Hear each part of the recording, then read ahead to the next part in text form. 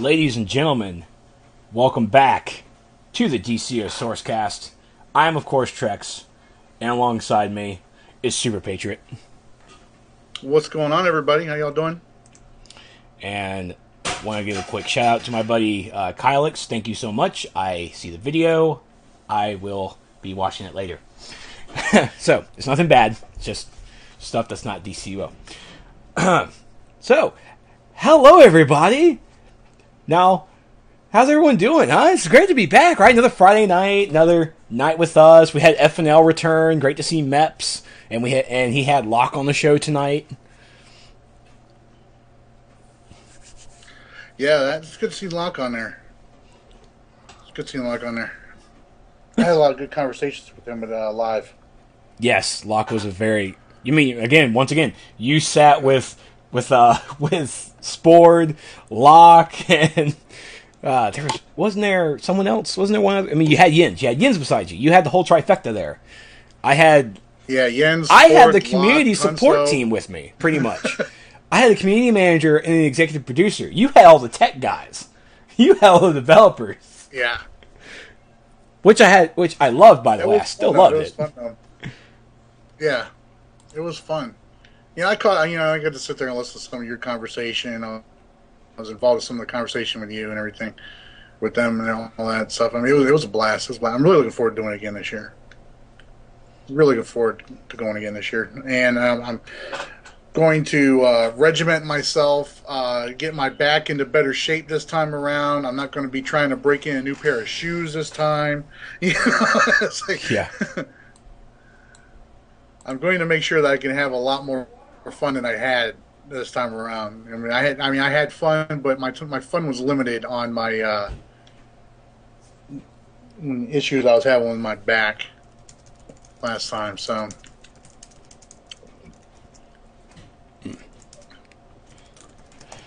Okay. But yes, speaking of SOE Live, it will be coming back this year in August.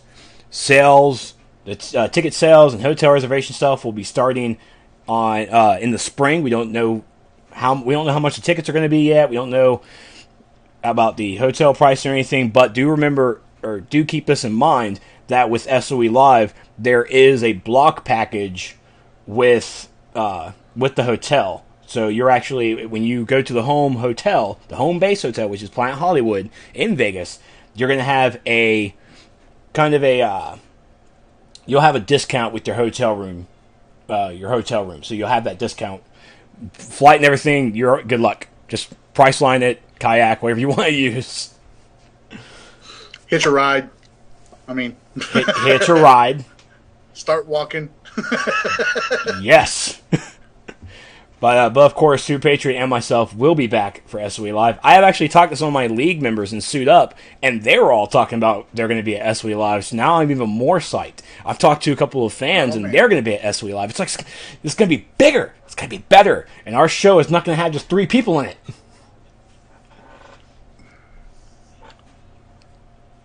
it. But people tell me to get a medical card. I'm looking at that. I'm looking at chat. In the chat. Speaking of chat, I've been working with the overlays for the stream, and as you see, the chat looks a lot different. And by different, I mean better. I think it's better, at least. I've went, thanks to some Twitch heads I found lurking on the internet.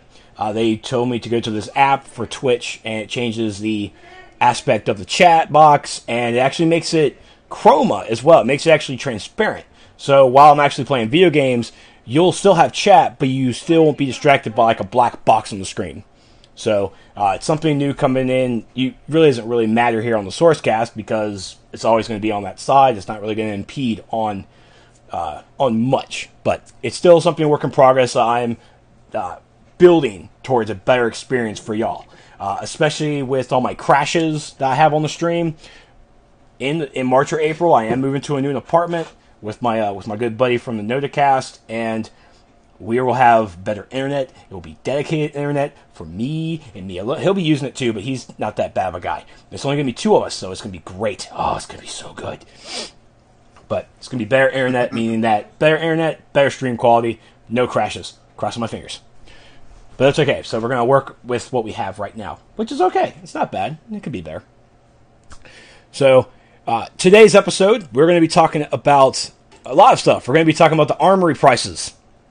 We're going to be talking about some changes to the CR for Tier 5 gear that's been popped up on the forums I think it was yesterday.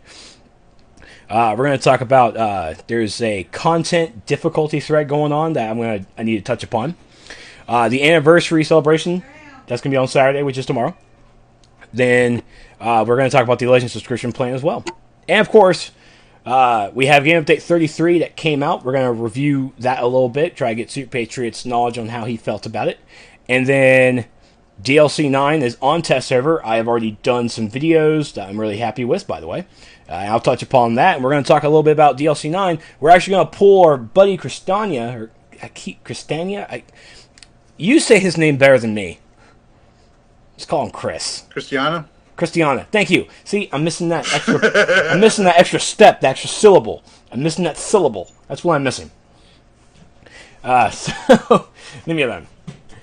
So with that, he's going to jump onto the show a little bit later when we're talking about DLC 9, because he's been doing some rage tanking. I've been doing some rage tanking. We're going to rage, but not roid rage, because that's against the law.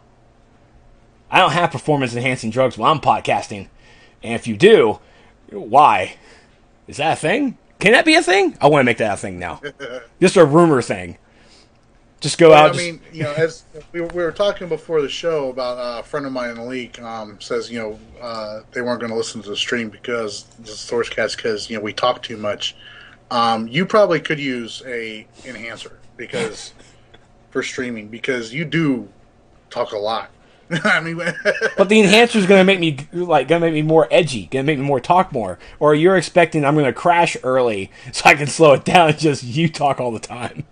You're going to rage crash. He's going to rage crash while he's streaming one day. Oh my god! He's going to be like streaming for like 3 or 4 hours, and then all of a sudden, boom! Everything's gone. The stream's gone. His Twitch channel gets deleted. My god! It's like, did my computer burn or something? Did it burn all the way through the internet? My computer's going to blow up. I have been told by a good friend of mine that my computer is going to start Skynet. I felt that as the biggest compliment ever as a PC gamer. I really did. It was really cool. The reason being she said that is because I told myself I was going to use my tax return to go to conferences, to go to cons this year. But the problem is I have 16 gigs of RAM in my computer. I have a max of 32, and that extra 16 is bothering me. I want that fixed. I want the extra 16, so I started looking at prices again. I'm like, why am I doing this? And that's when she came in. Your computer's going to start Skynet, and I would be okay with this. I just need to work for Google. The human race would be okay with that, Trex. Well, I mean, I don't think the human race would be okay with that. In all honesty, though, like I would care. I wouldn't, because if my computer did start Skynet, I would be the first one dead. You know it, I know it, so it's like, why am I going to care? Whatever. All of a sudden, you try to upload DCUO, and your computer's like, I'm sorry, Trex, I can't let you do that. So, what's going on? I just want to be a superhero, computer. So, now I talked a little bit about last week by the way, I do sincerely apologize that the show came out on like a Thursday. I do really apologize about that. We had some problems trying to access the back end of my website where I load all of the podcasts, and we finally got it working a couple of days ago, and I was finally able to push everything out on kind of as fast as I could. So it was a really, really rushed day. But I did talk about how I was going to invite players, fellow viewers, just like you be in the chat, or you be in this chat, and I'll just click your name, bring you into our room, and you could join us in a conversation on something or anything, or just a big shout out thing. I said we were going to use Skype, but after talking with Super Patriot and also smacking myself in the head for even coming up with such a stupid thing, Skype especially for us, it's really used for our business purposes. It's how we talk to a lot of people. It's not really a public information, and I don't want to share anybody's public information, especially over Skype. So what I've came up with is a program I started using last year, and I'm going to start bringing it into effect now. It's called Raid Call, and to access it, I'll actually give you guys the link, because I'm also doing stuff cool with my chat with MooBot. I have MooBot now. If you type in !Raid Call, it's going to give you the website to go download the program, and also my ID, so you can search my ID number, and boom, you put it in there. You're in the you'll be in the lounge, and there's a place that I'm in called the recording sessions. That's where you'll be pulled into. When I'm recording, that's where I'll be at. I'll actually try and keep this open throughout the time I'm gaming. Either if I'm playing DCUO, or if I'm playing anything else, you can. Sorry. I'll pull you into the recording sessions, and you can probably join us a little bit. If I'm recording and I want the fan to join in on me as your PC, yeah, I'll bring you in on that. But it's for DC Universe Online. It's for all the other games, and also for there's other leagues out there who don't have TeamSpeak or Mumble or what? Ventrilo. Oh my god, I can't believe I almost forgot that name. If you don't have any of those, Raid Call is free. I have been having a great time with it. It's I use it for a couple of other stuff as well, especially for some Smite stuff. But I like it. It's really good, and it's free. I haven't seen that there's like a limitation on how many people's in there, but that's what it is. With this new change with chat as well, if you type in !SourceCast, you'll see some information in there as well. Join us every Friday around 8 p.m. Eastern. Discuss all things DCUO. I'm going to put links in there. There's going to be one for myself. There's going to be one for Super Patriot, for our normal regular guests that we have. So I play PC majorly, but I do have a PlayStation character that I rarely, once in the blue moon, play. Super Patriot can vouch for that. He is level 32. So if you guys are looking to do any style hunting in duos, tier 1 duos, hit Trex up whenever he's on his PS3 too. Yeah, we can do that. Yeah, let's do that. Yeah, let's do that. I'm down with that, diggity. But yes, Raid Call is what I'll be using to bring people in. I have to get Super Patriot the program as well. We'll use that throughout the week to test it. It's a free program. It's fine. You'll be fine. Because because Trex came up with this awesome idea of adding a Skype group and everything. And I was like, I don't know, dude. Now, see, it was a good idea. It was just the execution kind of thing was kind of flip floppy. It's not that I really had an issue with it. Because I don't use my real name for Skype. At least not for all this game related stuff. But at the same time, I was like, I really, as much as I love all my fans and all my subs and everything, my Skype's blowing up enough from the community council chat with all these EQ guys talking about EQN and Landmark and everything 24/7 on there, and I can't be bothered to read that. I don't need people trying to Skype call me at 3:00 in the morning. Wanting to talk to me and stuff. That would suck. I can't do that. Sorry. That would suck. Yeah, you didn't even think about that, did you? I did not. You didn't even think about that. That is very true. Randomly Skype call, middle of lunch. You're at work and you're getting like 5 Skype calls at the same time. Never thought about that, did you? I did not. This is why he's here. He keeps me in check. That's why he's here. So we'll start using the Raid Call thing next week. I'll be using it throughout the week. Like I said, if I'm not recording, I'll be in one of the other chats, whatever game I'm playing at the time. But if I'm recording, I'm recording. But you guys can hang out in the lounge, meet some people, have some fun. I might set moderators if I figure out how to later on. But all I have to say is, as usual, keep it clean, keep it clean, and keep it clean. That's all I can really say. No anything or anything. Starry, you have a good night, and everybody needs to be going over to his YouTube channel and hitting that sub button. He's been popping out some really good videos. Starry Sky is a beast. He is. Starry Sky is a beast. I might have to change my fire DPS. I would say Starry Sky is the EU PC version of Trex. That's a compliment, right? That's a compliment, right? Yes, I mean that as a compliment. Yay! Yes, I know. New year, and I'm complimenting Trex. Something's happened, folks. Something's happened. It's a good year. I like this. Super Patriot. It's good. All right, so as usual with our show, we're going to be starting off with FNL Recap Friday Night Legends. Ooh. Yes. Friday Night Legends. First episode of the year, and we start off with a PvE challenge with who, remind me that I remember Lords. Lords was the name. I should have written it down. Immortal Lords. Immortal Lords from the US PlayStation League. Yes. Hero League. Yes. Yes. Yes, they are good people. They did a fantastic job tonight, by the way. Their challenge was, the PvE challenge tonight was Prime Battleground, facing all three of the all the avatars, all three of the avatars, and they kept increasing the level. They just kept increasing it. But they started off at level 40, and I think I'm trying to remember, did they got to 95 or 94? No, I think it was 80 something. Was it 80 something?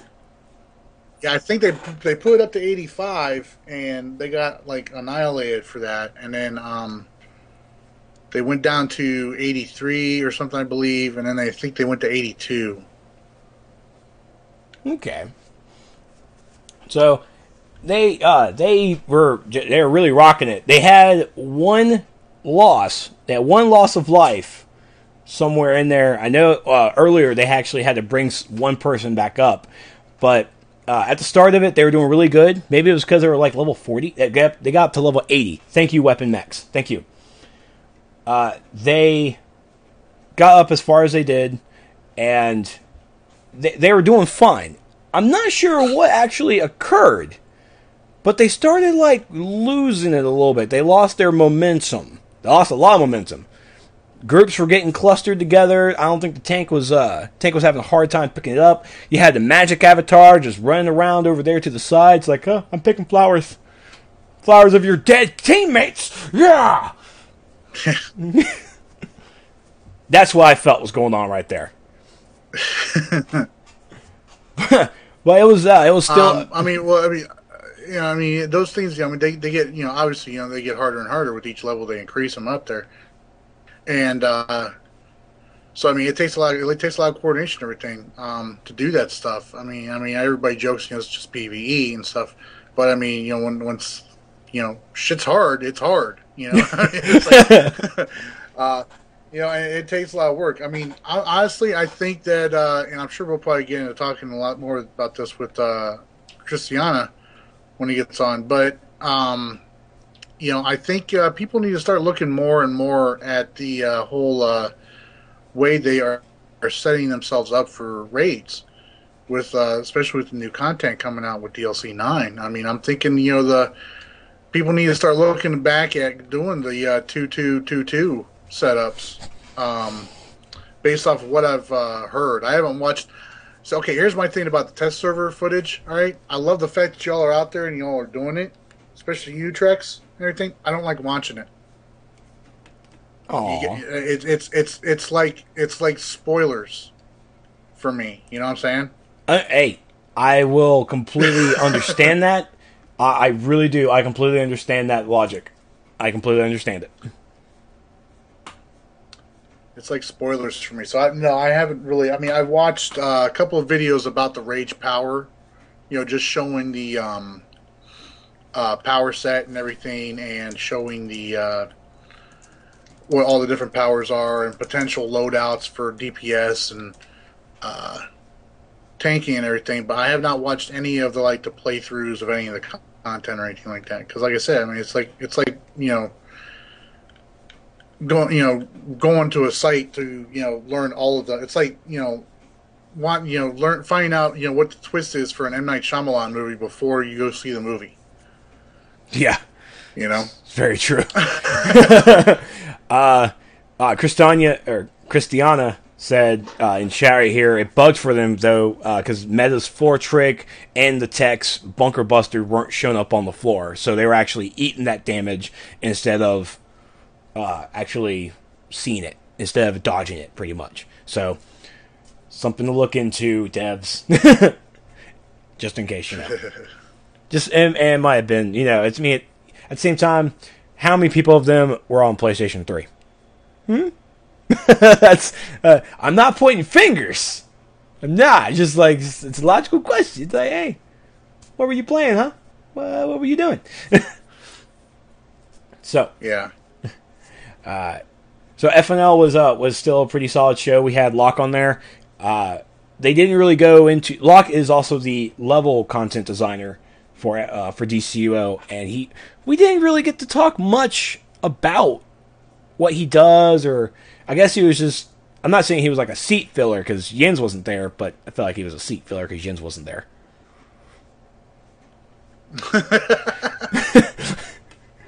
But love you, Locke. I still do. He still does an amazing job. Well, Jens was probably taking the night off because he's going to be doing something that we're about ready to talk about here tomorrow with the whole anniversary celebration. Yeah. So you like that segue? Do you like that segue? That was a good segue, and that's exactly what we do. So before, as we go into that segue, I do have a special treat for you guys. Something I'm trying to start off as well. We're going to be taking while we're talking, you guys are going to be watching a video of myself and Geminis and 2 other great players as well. Her husband and I think it was Crimson Mystery. This is our video for Mist Recovery. This is going to be playing in the background while we're talking. So I hope it actually plays well for you guys. I'm praying because this is something I'm still working on, very new. So anniversary. Let's talk about the anniversary. I'll let you go into it. Yeah. I gotta switch screens here. Nice. The 3-year anniversary is tomorrow, everybody. So make sure that you tune in to all these special things going on tomorrow with the 3-year anniversary. Starting with, let me click on the link. There we go. Starting with the Jens Anderson is going to be live streaming his adventures on DCUO on the PS4 tomorrow. It doesn't state a time when he's going to start live streaming and all that and everything, but Jens is going to be on the PS4. He's going to be playing and live streaming his progress through DCUO with his tunes, wherever tunes he gets on there. Also, at noon Pacific Standard Time, which will be 3 p.m. Eastern Time for everybody, they're going to be doing a special anniversary live stream where they're going to look back on the past year and ahead to the next, and they're going to have special giveaways throughout the show. So that's going to be awesome. I'm definitely going to tune in for that. Also, similar to previous years, they've given us an in-game gift. There's going to be a mission in our guides starting tomorrow, I believe, where we're going to be able to, we're going to get our...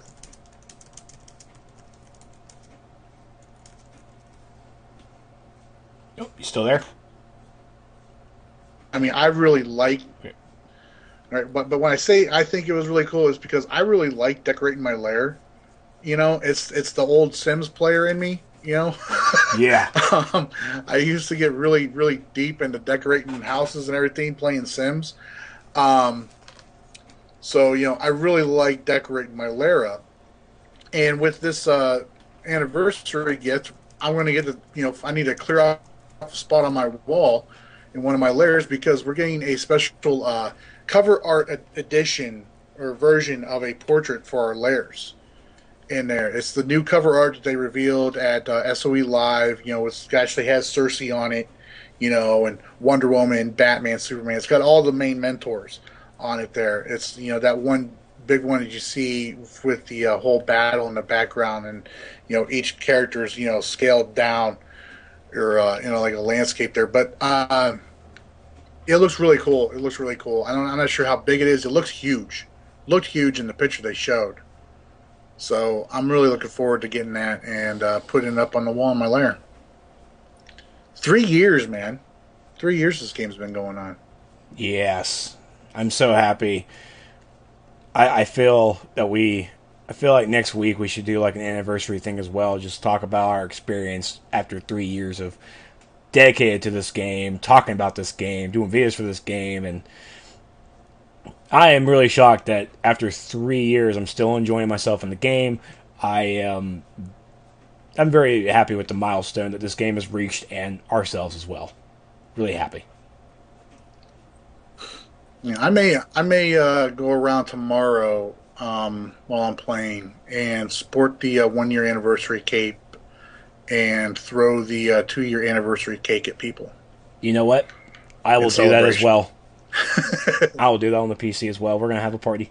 Everybody else do that too. There you go. Let's make that a SourceCast thing right there. Yeah. Everybody show your support, celebrate the game's 3rd anniversary by sporting your 1 year anniversary cape. Throw out, take out your 2 year anniversary cake and throw it around at people. Have some fun with it. Hell yeah. So now I have to ask though, am I eligible to win the PS4 tomorrow? They're giving away a PS4 tomorrow? I didn't see the gift. I didn't see the prizes. Yeah. During the anniversary live stream at noon on Saturday, we'll have some awesome giveaways, including a brand new PlayStation 4. Whoa. Yeah. See, I don't think you should get the PS4 though, man, because you hardly use your PS3. But come on! So, see, what? You're crazy. Well, maybe get Brittany in here and talk about how often you've gotten on a PS3 or how long it took you to level your one tune-up on a PS3 to level 30. So what, dude? I think the PlayStation 4 would look great in my new apartment, dedicated internet. Holding down more paper? No, it would not hold paper. The first thing I would do would be download DCUO and have myself some fun. Second thing would probably play a Blu-ray. But that's beside the point.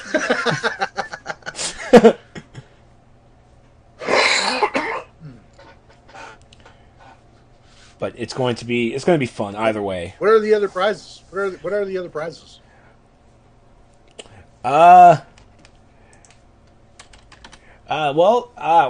saw like some Green Arrow stuff back there. I'm not really sure. I'm not really sure what exactly is being shown there. Yeah. But it would not surprise me for like some headphones. Some cool they might give away some headphones. I mean, if I knew the prize packs they would be giving out, I would definitely be sharing it with everybody. That you guys need to pay attention to this stream because I'm sure they're going to probably give away some cool shirts too. You never know. But 3:00 Eastern time. Cool. That would be noon Pacific. Noon Pacific. 3:00 Eastern time. That's when you guys need to be watching it. I'm not really sure how long he's going to be streaming. I think he's going to be streaming like all day, I believe. But if he gets tired or anything, all he has to do is just come over to Super Patreon Trex, tap on our shoulders, like, hey, can you cover 2 hours? Oh, we're there. Boom, we'll be there. Oh, yeah. Just throwing it out there. No problemo. No problemo on that. And at the same time, you never know. Super Patriot might be on the PlayStation 4 playing a little bit.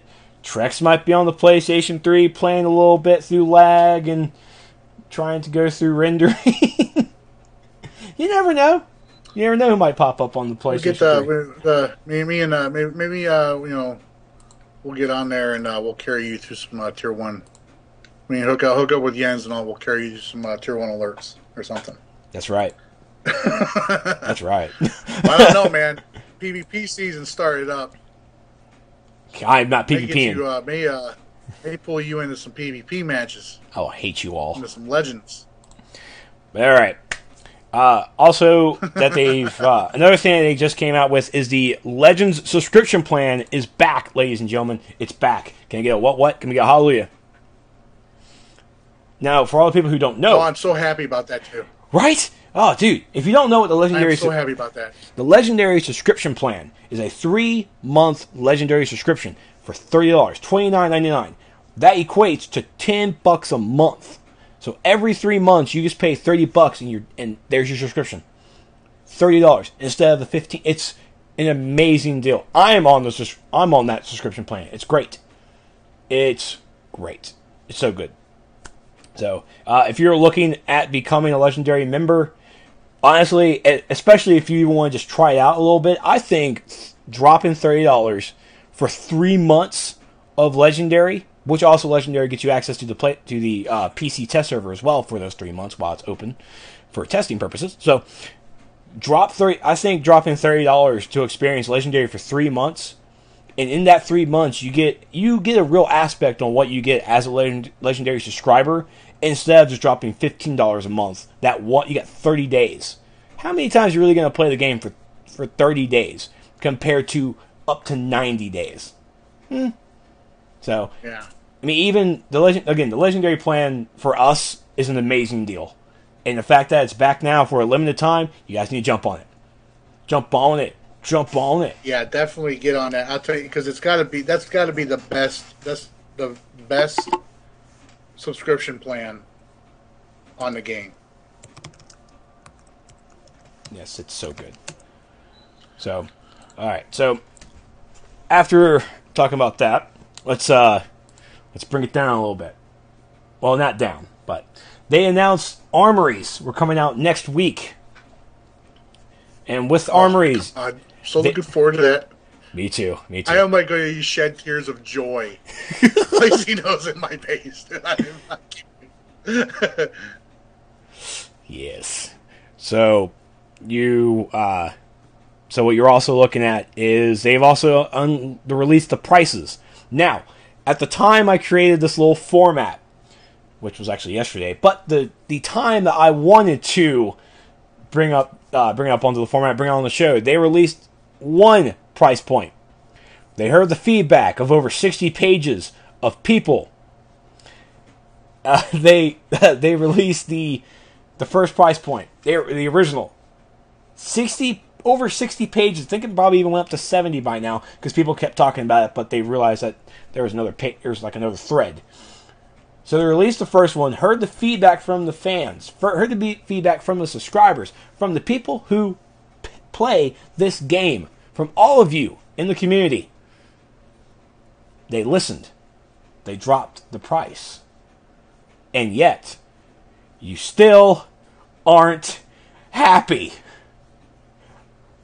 What do I need to do? Are you serious? They're not happy, Soups. They're just not. Okay, actually, I will rephrase myself. 60. Let's go with the solid 70% are really happy. 30% still a cash grab. Oh, we've been tricked. This is what they were going to do in the first place. I don't trust them. Cash grab. I want to hug all the negativity out of you. That's why I hug. You have so much built up negativity that I just need to hug it out of you. Because you guys, it's a great price. This price is even better. I'm tempted to hug these people, but my hug is to detonate. That's ridiculous. I mean, seriously. I mean, they dropped the individual price by $2. All right. Correct. And so the 4-pack is how much now? Let me hit the link because you listed it and I did not. Yeah, I don't post links in the format. Screens right now. I need to. Okay, so the 4-pack is now $20. Seriously, people, God. The 4-pack is now $20, and it's $5, and that equates to $5 per armory. Okay. And then the 8-pack is $32, and that's $4 per armory. And they did away with the 15-pack. Correct. They just did away with it. All right. Now here's something for y'all. Here's something for y'all to chew on. Everybody out there who is complaining about this new pricing plan. All right. Now keep in mind there are some people out there who would have bought that 15-pack for $60, right? Which equated them to $4 per armory. Correct. Correct. All right. So now those people are looking at, if they want to have 15 armories, they have to buy 2 of the 8-packs, which is now $32.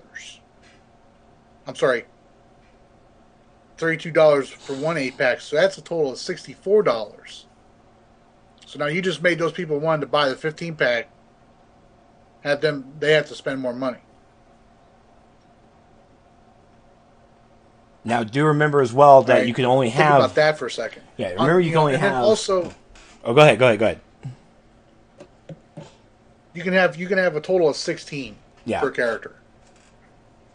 You can have four in each layer, right? As if you have 4 layers, right? But you can only have 4 active out in the field. So, I mean, okay, I put out a video about the pricing, the original pricing, and I was taken a little bit aback by the individual cost. I thought they were going to be about $5, to be honest with you, for individually. Right. $8. It seemed a bit high to me, but then I looked at the packs that they were selling, the pack deals that they were making, and it made more sense to buy them in packs because people are going to buy more than one.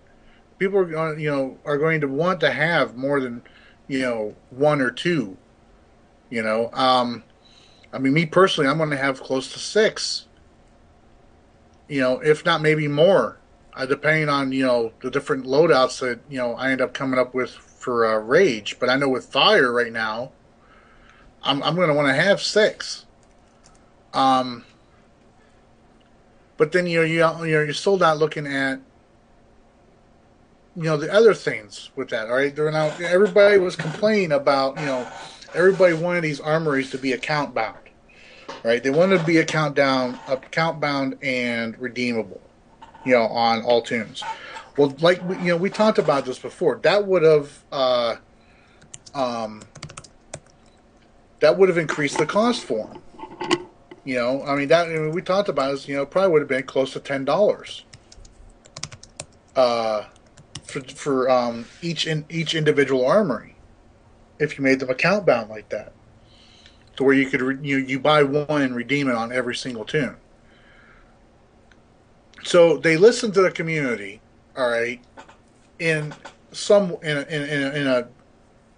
sort of listened to the community, and they curbed to you guys' desire to have them, being able to trade them between tunes, all right. So long as you hadn't consumed it, all right. Well, guess what? That's what increased the cost.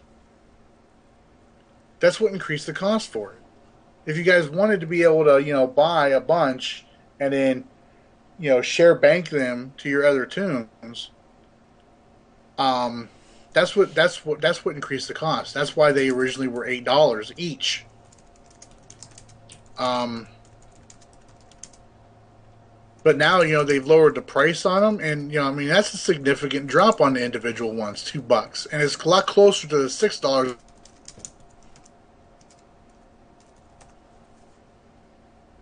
they were going to be.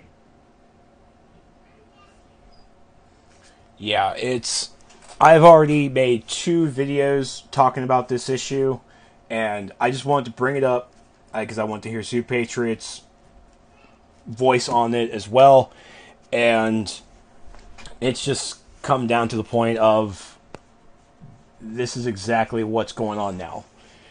They lower the price. Don't Don't cry about them not being able to give out content, make new content, you know, and if you're not willing to give them the money so they can do that.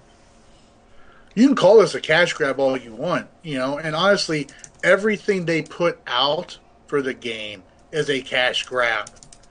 Why? Because they're trying to make money off this so they can eat, so they can have their job, they get paid to do their job, and so they can continue to do that job by making content.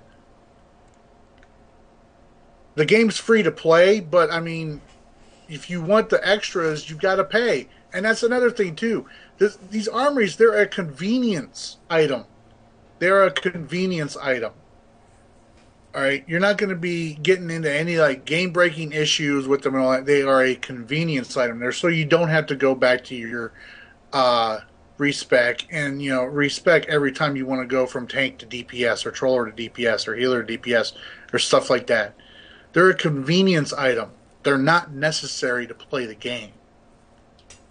They are not. They are a. They will help you, but it's not something that's mandatory. I'm gonna have it on my main, but my other guys may not have it because probably they don't need it. But if one's good for you, then great. If you need, sadly enough, with the 8-pack, you're paying $64 if you want 16. But remember, you can only have a max of 15 on someone. You just put the 15 on one character, or remember, you can spread that 16 out to your other characters. Now, true, $64, just looking at it, is really expensive. If you just don't have $64 lying in your lap, save your money. This thing isn't like a limited time offer. It's not going anywhere. Save it. At the same time, you have your station cash. You have your loyalty points. You have those. Use those. Save them up. I have some saved. I'm definitely dropping my station cash on probably the 4-pack just to call it, and it's done. I'm done. I got 4. I got the 4-pack. I got 4 I can use. Boom. Put them on the characters I actually use the most, and I'm done. And I mean, and if you can't, then you're just gonna have to save up. You're gonna have to save up. The 600 station cash, the $6, the 600 loyalty points. That's the basis. That's for one. It is not the exact 500 that we would like, that we would expect. It's $1 extra. And if that's the case with me, if I have to wait another month to get an armory, another 30 days to get an armory so I can have 1,000 station cash and I can spend 600 and have 400 left over, then so be it. I'm a man of patience. I can live with that. I really can. Most people can. For the people who can't, then start mowing some lawns. That's all I can really say. That's all I can really say. This is a free-to-play game. It's not free to make. Thank you, Kristyana. And this game thrives on the free-to-play marketplace. It thrives also on the subscribers. Now subscribers are mad because this was a multi-spec feature. Most other games have that in their game. Point of reference, World of Warcraft didn't have dual spec until maybe 3 years down the road. All right, 3 years after release, they finally added it to the game. That's also the only game still on the market that's practically still subscriber-based. It's still a subscription, no free-to-play market whatsoever. But that system for them only switches yourself from your talents. It doesn't switch your gear. It doesn't save your styles. You can't use it in combat. This can. It doesn't have as a neat little base item. This does. So we're paying a little bit extra. In retrospect, we're paying a little extra to have these extra features from a dual spec system. I don't know how EverQuest has it. I don't know how anybody else. I know how World of Warcraft has it, and that's where I'm going with it.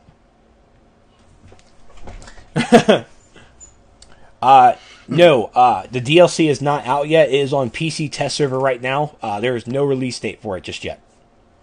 But like I've said, I have 2 videos talking about it right now. They're really heated. I'm really happy with the feedback I got from it too. This actually hasn't been that bad. So I'm honestly kind of done talking about it. The price point's there. It is dropped down $2 for the one armory. The community has won, and now people want this to be extra. Now they want it even lower. I'm sorry. I'm sorry if it doesn't. If some people find it really too expensive, I mean, just save up. It's not going to affect you if you don't have it for a month or 2 months, 3 months. It won't affect you. And also, I want to get this out to the community. There are 85 people watching this stream right now. There's probably going to be over 100, 200 watching it on the YouTube replay. There's probably over 100 people that are going to download this audio. And I thank you, each and every one of you viewers. Here's the thing. Do not go into looking for group or journal chat or wherever the hell you're going to go into. Do not start being those people in the community that are just going, we need a troll / DPS, minimum 2 armory for docs, CR 101. Don't be those. Don't be those. Don't. Don't.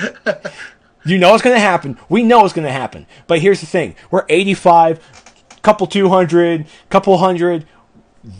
We're these people. We can at least say, hey, no. If you see that, don't join that group. And if it's a buddy, smack them. Because buddies should know better not to be jerks. Not to be those people. Alright? You don't need a minimum armory. It doesn't matter. If the tank goes down and a fire DPS doesn't have an armory, don't chastise him. That's crazy. Don't do that. That's stupid. And it's rude. He doesn't have an armory. He has the free one. I'm sorry. He has the free one. I'm sorry if his free one isn't a tank spec. It's his PvP DPS spec. Sorry, it's not a tank spec. Sorry. He shouldn't be chastised because you people have a ridiculous requirement to run a simple raid. It's not his fault. It's yours. So no more ridiculousness about that. None. Now then, next topic. It was posted on the forums, I think actually today. It's posted on today about the Tier 5 CR changes. Tier 5 CR changes. The Tier 5 stuff that came in the last DLC. They have said, because what was the CR requirement for the Atlantean and Black Manta? That was CR 84, wasn't it? To get that gear? I believe so, yes. And then the Prideful set that came, the Prideful stuff that came in with, with Sons of Trigon. The Prideful set stuff. That's a CR requirement of 94 or 95. It's in that 90 range. 95 for Sons of Trigon. Yeah. For the Raven set. It was Crafty Crafter who came on the test server because people were talking about it. They actually came up. Person asked about the CR requirements because in the test right now there is no CR requirement for the for DLC 9 this tier gear. There was not. I think it was just a little bug. Actually, Met said it was a bug and they're going to fix that. But they are talking. Crafty has said that it's not testing. It's actually going to be when DLC 9 hits that they're going to lower the CR requirement for the Prideful set, everything to about 84. And where this new tier stuff is going to be, you'll need like a higher, that 90 range. I'm not sure what the CR requirement for that is. 95 according to Derek and Christy. So 95 for the DLC 9 stuff. I'm sorry, that's probably for the... I keep forgetting. Chat is like 25, 60 seconds behind. It's killing me. It's just killing me. But they're going to make the DLC 9 tier gear a higher CR and all the other tier gear stuff. I think they're going to equal it out to an 84. I'm not really sure. It's still something I haven't really looked at that thread any closer. But I did see it and just wanted to bring that up, that they're looking at changing the CR requirement for everything else. Stats are probably still going to be the same.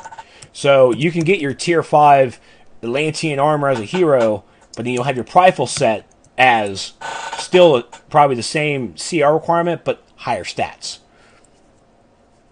But that's how I feel like they're going to do it. But I'll have to take a look at that thread at another time, look at it a little bit deeper to see where it's going, and we'll report on it closer when DLC 9 hits. Just want to throw that out there. Your thoughts? Honestly, I've got a lot of thoughts about it. You were talking about how people were complaining about the contents on the DLCs too easy, I believe, weren't you? Yes.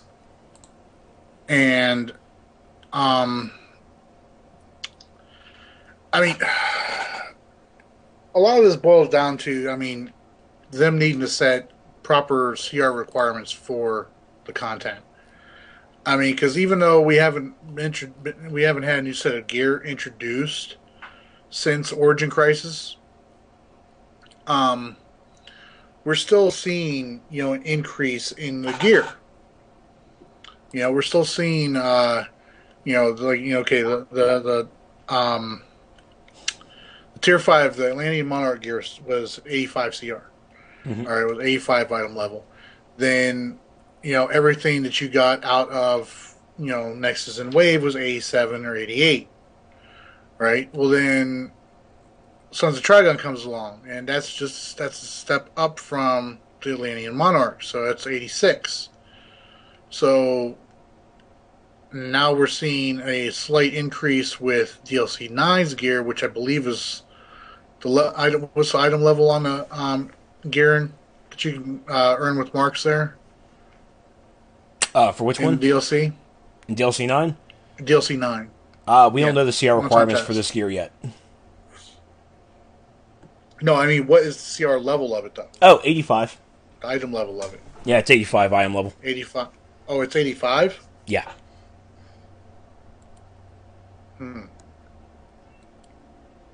Because I was wearing when I hopped on, I was wearing the tier 5 equivalent stuff, and grabbing the DLC 9 gear was better. Not really sure how much the stats were because I wasn't paying attention because I was quickly grabbing them, but they are better than the Atlantean tier 5 set. So they are higher in stat. Okay, so it's high. It's higher. Okay, then it's going to be a higher item level than 85. Might have been 86. So probably then. 87, 88. Oh, okay. Flame Power Strike is in the chat, and he's saying it's item level 90. That's a big jump. Oh, I didn't. Okay, I must have been looking at the wrong gear. That's a big jump. That's better. That's better than the Traces gear that you get out of Origin Crisis right now. So what we're seeing is a increase in item levels for all the gear that we can get in these past 3 DLCs, and if we count DLC 9, all right, we're so it's the 3 DLCs. We're seeing an item level increase. So as give us better. That's stuff that's going to give us better stats and everything like that. What they need to do, though, is they need to adjust the CR requirements for that content to match the item level of the gear. I mean, because honestly, I think the CR requirement for Nexus and Wave should be 95. I think you should have to have a 95 CR to get into Nexus and Wave. For the Sons of Trigon stuff, I mean, it's not. I mean, it's alert stuff and everything like that. That's fine. Sons of Trigon item levels or CR requirements are fine where they're at. But with DLC 9, I honestly feel that I mean, if they're wanting people to have challenging content, but they're wanting people to be geared for it, then they need to the CR requirement should be higher than 95. It should be probably around 98 or something like that. And this isn't me trying to talk from an elitist standpoint, because I'm sure Kristyana's going to get on here, because me and him have gone around and round about this stuff before. But I'm not trying to be elitist about this. I honestly feel that the gear requirements for some of this content, especially Nexus and Wave, and I'm talking pre nerf to them right now. I feel the reason why those got nerfed is because the CR requirements were way too low for them. A combat rating of 86 to get into Nexus or Wave. I mean, I can do that with a tune that's got full tier 4. I mean, the max CR when Origin Crisis first came out was 89. That was with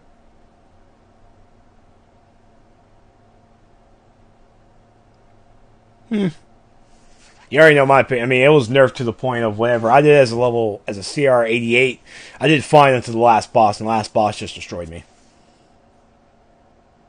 So that pretty much happened.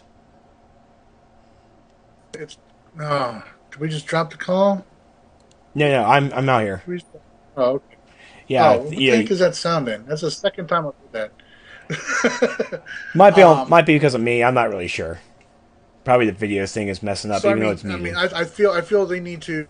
I mean, not to exclude people or keep people from being able to play the content, but in order to where there's not people going, oh my god, I went in with my CR90 tune and my buddies are CR around the same CR as me and we couldn't beat this. It's too hard. Please nerf it.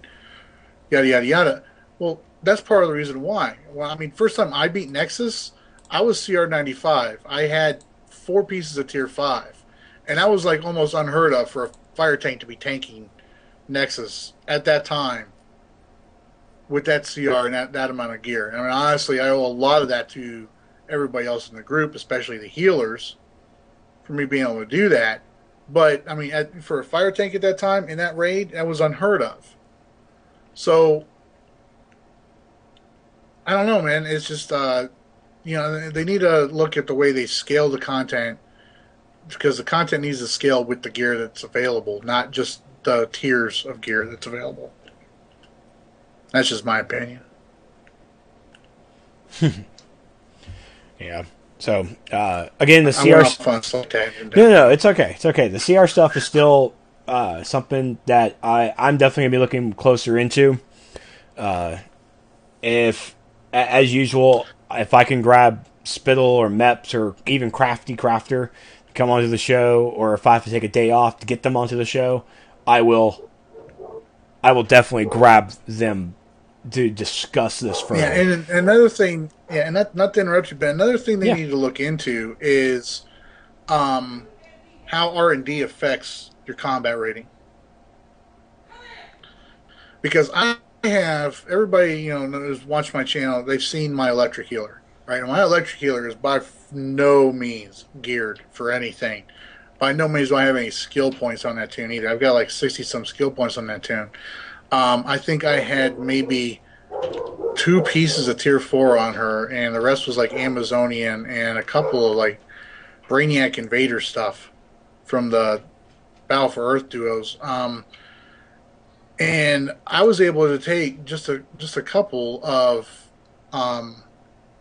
tier 5 tier 5 expert mods, throw them on that gear that she has, all right, and be able to get her into Wastelands, get her CR up high enough to get into Wastelands. And then after that, it's so easy. I mean, all I gotta do is just once a week, I just go over, I go hit up Raven, and I can get a piece of gear off of Raven now. Now all of a sudden, bam, my tune CR is like way up there.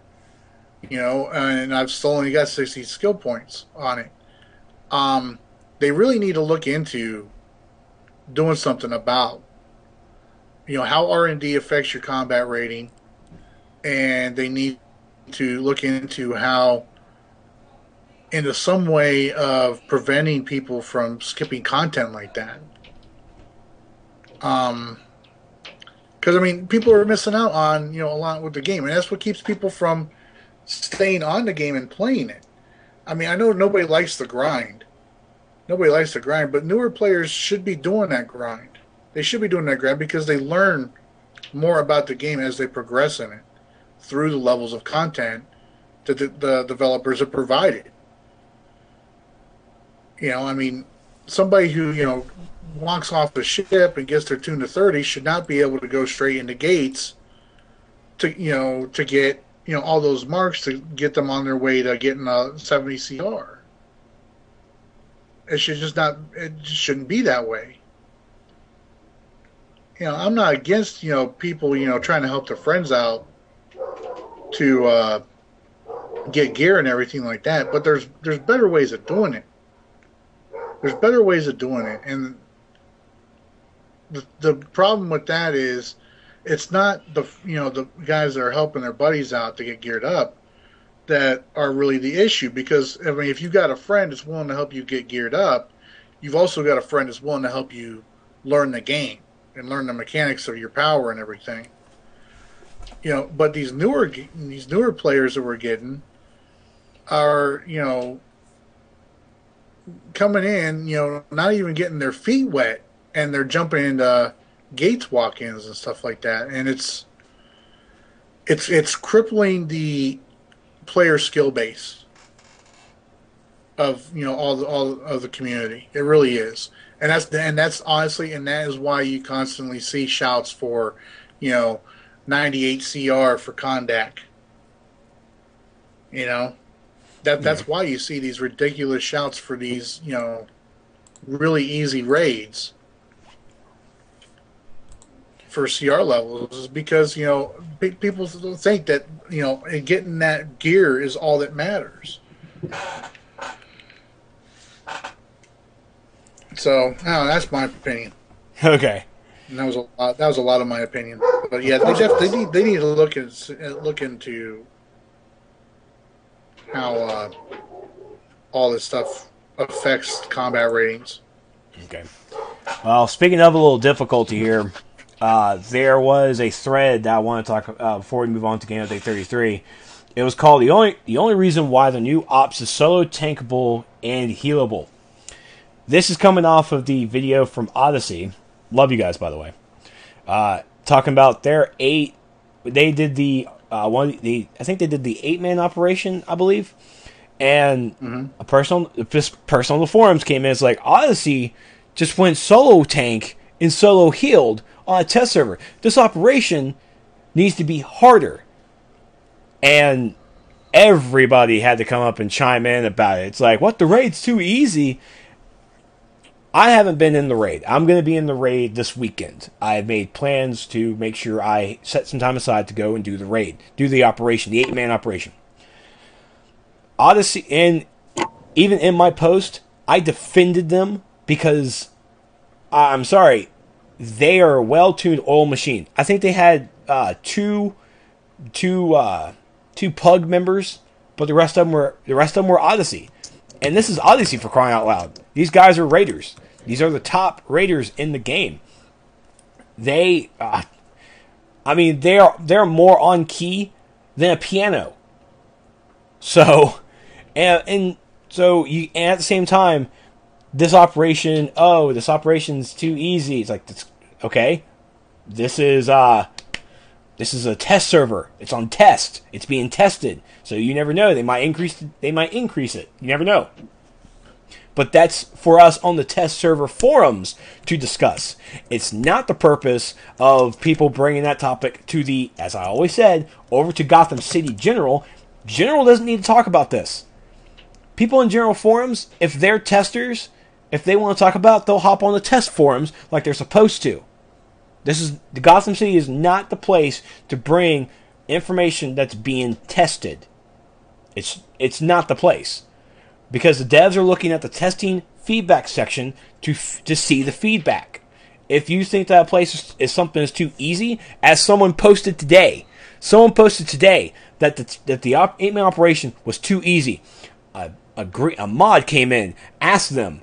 It's like, oh, okay, what CR were you? We are CR 101 to 103. I chuckled. I honestly chuckled. And smacked my head a little bit. You're going to burn through it. Exactly! You are max! And the only reason, you're technically still not max, because you don't even have the expert mods in.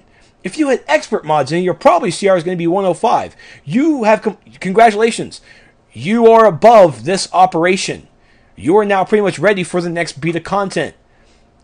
I went into this operation you're seeing on the screen all glitchy if you're on the stream, and I do apologize once again. I'm CR 88, 89. I'm wearing the tier 5 gear and the DLC 9 weapon and neck and ring and no trinket. Nope. Yeah, I was wearing a CC trinket. I'm barely passable coming in here, and it's still challenging and fun. I am not overgeared for this place. I am not. You walking in to an operation and you're overgeared, and then you're going to complain about how easy it was? How fast you went through it? You failed yourself as a tester. You did. I'm sorry. Every time I'm streaming, every time I'm in the test server, everybody in chat, everybody in stream, they always tell me, it's like, Joe, go get that highest gear, go get that new gear. No. That's not how I test. Because I'm a person who lives in the real world. I'm a person of the free-to-players. I'm going to go in there with the bare essentials. No mods, get that bare CR, and have myself a good old time. Now, true, the skill points on the test server are a lot higher than what most people have, but that's how I test. And if it's too hard, I will grab the next piece of gear to increase my stats a little bit and see how far I can go. So I can tell people, hey, how hard was it? Well, if you got full tier 5, you can get through it, but you're going to have to be playing smart. It's like, oh, I got that full rifle. It was nothing. It was like going through butter. You can't go over geared on this. You just can't.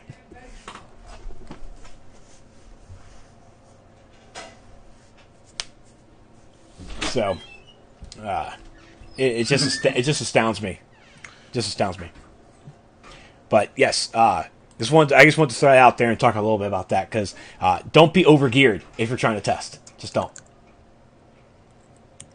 Trying to see, test as an EU player. EU players can post on the test server, can't they? Or on the feedback? I thought they could. Because I remember, I have no idea. I don't see why they wouldn't be able to. Yeah, I thought I remember hearing people talk about that they couldn't, and then that they can, and I don't know. So, okay. So now, let's go into Game Update 33. Which I know we're all excited about. So Game Update 33 brought in what I feel is the Super Patriot Game Update. And anything that revolves around the majority of it being PvP, it's going to be called the Super Patriot Update. So that's the Super Patriot Update. I feel that you should go ahead and lead us into this. Alright, well, Update 33 is here. And that means new PvP season. That means finally The Rock has come back to DCUO. No, don't do that, because I will sure enough grab my ECW title from the closet, hold it even though no one can see me, and I will do it proper. I will do it proper, sir. Do not tempt me. Do it proper? You want me to do it proper? Do it proper, sir. I'll do it proper. Drop it like a sir. I'll do it proper. Finally, The Rock has come back to DCUO. There you go. I'm Trexlight, and I approve this message. So anyways, PvP season's here. Everybody's PvPing like mad. This is the first time I have not seen people shouting for, talking about doing Wave and Nexus. I'm not seeing anybody, even in the 5v5 chat, talking about doing, send a scrimmage for this or send a scrimmage for that. Everybody's just like keeping score of how many 1v1s they've won or how many 2v2s they've won. So just queuing up. It's awesome. I love it. PvP's alive again. Got on the first night finally after the game finally came up for everybody. Got on and had a blast queuing up a bunch of Australias. Taking some flashing back to my days of running Australia with meta-justs, all night and getting geared up that way. Was a lot of fun. Lost some, won some, went up against some old friends, that ran into some old enemies. Had a lot of fun. The only complaint I have about the PvP season, better not be about Moon. PvP gear is no, it's not about Moon. The only complaint I have is the trinket, the PvP trinket. I've had to move where I normally keep my breakout trinket at, because I normally keep it on the X. Because when I got to break out real fast, I just hold that R1 down or R2 down, and double tap that X button. I break out. Right now it's on my circle button. And I had to put my soda on the X button. So now when I first started playing with his trinket, with his utility belt, I'd get knocked back or get knocked up or I'd get stunned. I'd go to freaking break out. I'm chugging a soda. So after about 2 stacks of sodas of doing that, I finally, got back into I got into the habit of hitting the circle button first instead. But other than that, man, I mean, I'm loving it. Still some. I mean, it's refreshing my memory about a lot of some of the issues with PvP that are going on right now. Mental stuns, for instance, are retardedly stupid. It's just, I mean, oh my god. I mean, there should be some kind of diminishing return on how many times somebody can stun you. All right, with the powers on here, because mental is just ridiculous right now. Photon blast, guys. If you are hitting somebody with photon blast, all right, and they have full health, you are exploiting the mechanic the photon blast has. You're exploiting that pushback. That photon blast needs to be either adjusted to where it's hitting similar to all the other 35%ers, or all the other 35%ers need to be doing the same thing as photon, so I can do the same thing to them. So yeah, it's just. Well, I'm having a lot of fun. The one-handed block break nerf, it needed to be done. I think I talked about this last week. Yep. I don't remember. But, I mean, it needed to be done. There's no way a hold ranged attack from a melee weapon should be hitting twice as hard as a hold ranged attack from a ranged weapon. It's just not the way it's supposed to be done.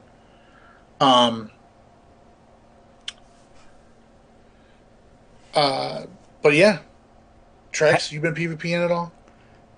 I logged onto the game last night because I tried to have a night off. I did so much work this past couple of days that I needed a night off. So I logged on last night. I did a couple of duos actually. I didn't do any PvPing, but I did some duos because I need to get my marks up because I need to buy some synthetic mods. Yay! Love it! Now, for all those people out there, including Super Patriot, who have grinded, out there looking for bits, grinded, salvaging parts, I still love you. I have tremendous respect for you because you have the patience and the mentality to do so. I myself cannot. And so the synthetic mods are a huge welcome to me. But, at the same time, if I need you, and I know I will, if I need you to make, the actual, the combination mods, my precision, dominance health, all that stuff, I will come to you and beg for any forgiveness if I have offended you. But synthetic mods are all my buddies. They're all my buddies. Tier 4 all the way. Tier 4.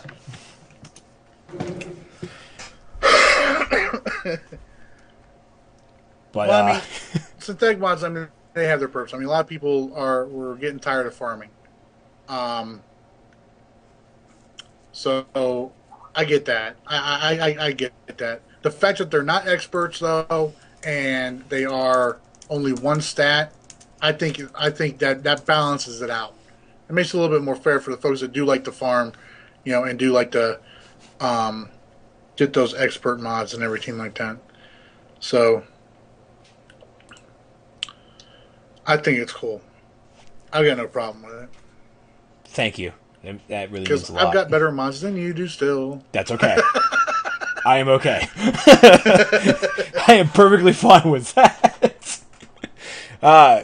And the other big thing, I treat this as a big thing to me, but I feel like the patch notes makes it kind of just, it downplays a lot, but the tier 3 gear cost has been lowered dramatically. It's like almost halved. It has been reduced by half. Yes. So, patch notes. If you guys are reading the patch notes and you come up to that, don't downplay that. That's a big thing for me. That is awesome. Very awesome. Because now I can finish my set. More feat points. Yay! But other than that, have you gotten any of the new PvP styles yet? The Elemental Android? Okay, see, I went about things a little bit differently. Okay. Than probably most folks did when I looked at the gear and I looked at the stats. See, because when I first logged on, all right, I had quite a few marks and a few boxes saved in my bank, and I was also at the current, what was the cap for Marks of Valor, which is 1,000. So I had 1,000 marks, and I had a bunch of marks saved up to collect to go towards my gear. However, I stopped and I was looking at the stats for all the gear that I wanted to get, and I started comparing things to a lot of the other things that I was currently wearing. Because normally, before, when I'd go into a PvP match and everything, I had two 87 PvE DPS rings on, and I was using the PvE DPS utility belt that I had. Simply because the stats on those were better than the current rings that we were getting with the Tier 4 Vengeance and Punchline gear. So yeah, so I had a few PvE pieces on whenever I was PvPing. However, I stopped and I was looking at all the stats. I was comparing all the stats and all and seeing how much everything was getting bumped up. And I looked at the rings for DPS for the PvP rings, and the stats were markedly higher than the 87 PvE ring that I had, which kind of surprised me a little bit. I wasn't expecting that. And I looked at the utility belt, and the utility belt was the same way. So instead of opting to start getting the actual gear itself, the suit itself, I opted to go ahead and with the 1,000 marks that I had on the cap, I purchased two of the rings and a utility belt, and I was able to I had two precision might mods that I put onto those PvP rings, because you can mod the PvP rings now, which I think is fantastic. Yeah. So I did that, and I bought the utility belt. That used up my 1,000 marks that I had in the that used up the 1,000 marks that I had in my current currency, and then I collected the boxes and all the marks and everything that I had saved up, which honestly was not that much. Sad to say, but so yeah, I did that.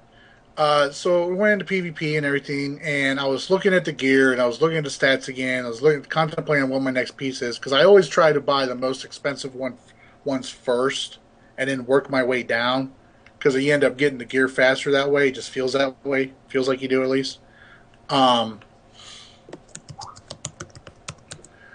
And I looked at it all, and I was like, I started looking at the weapons, and because I hadn't gotten the new weapons yet, and I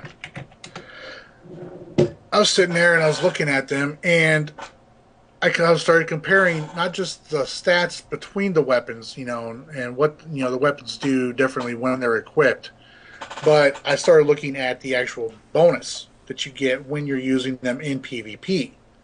All right, with the previous weapons of the Vengeance weapons that we had, let me scroll up here and look at it. All right, the power affinity when using it against another player.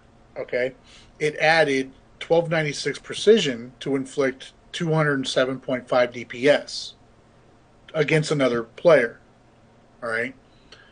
However, when I looked at the damage stat for the new weapons and everything, the new was it level 90? Yeah, level 90 PvP weapons. I looked at it, and it adds 1462 precision to inflict 224.1 DPS. And I was like, I think I'm going to get my weapon first.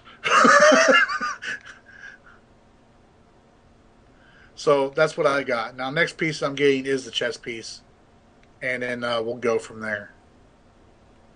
Okay.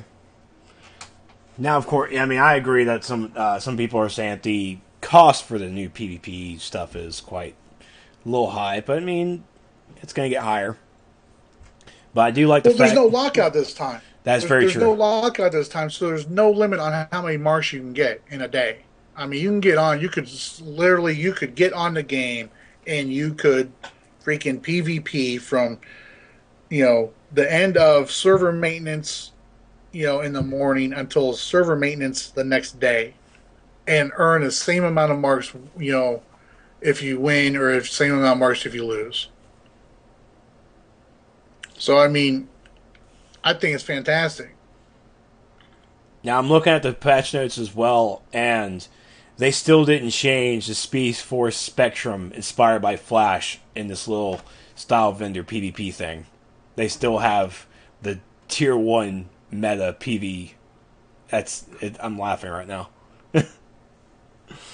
Laughing on the inside. So, I have to message Mep's like, hey, you might want to change this. But Game Update 33 is out. Be sure to go download it if you already haven't. I'm sure you probably already have. And enjoying all of the greatness that's coming with it. So, I'm now going to bring in our special guest, Chris. Make sure he's ready.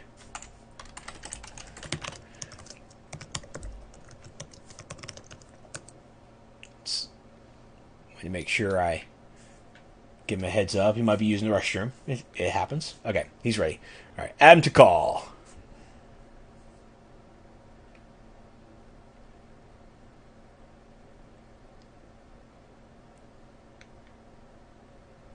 Still adding. Still waiting.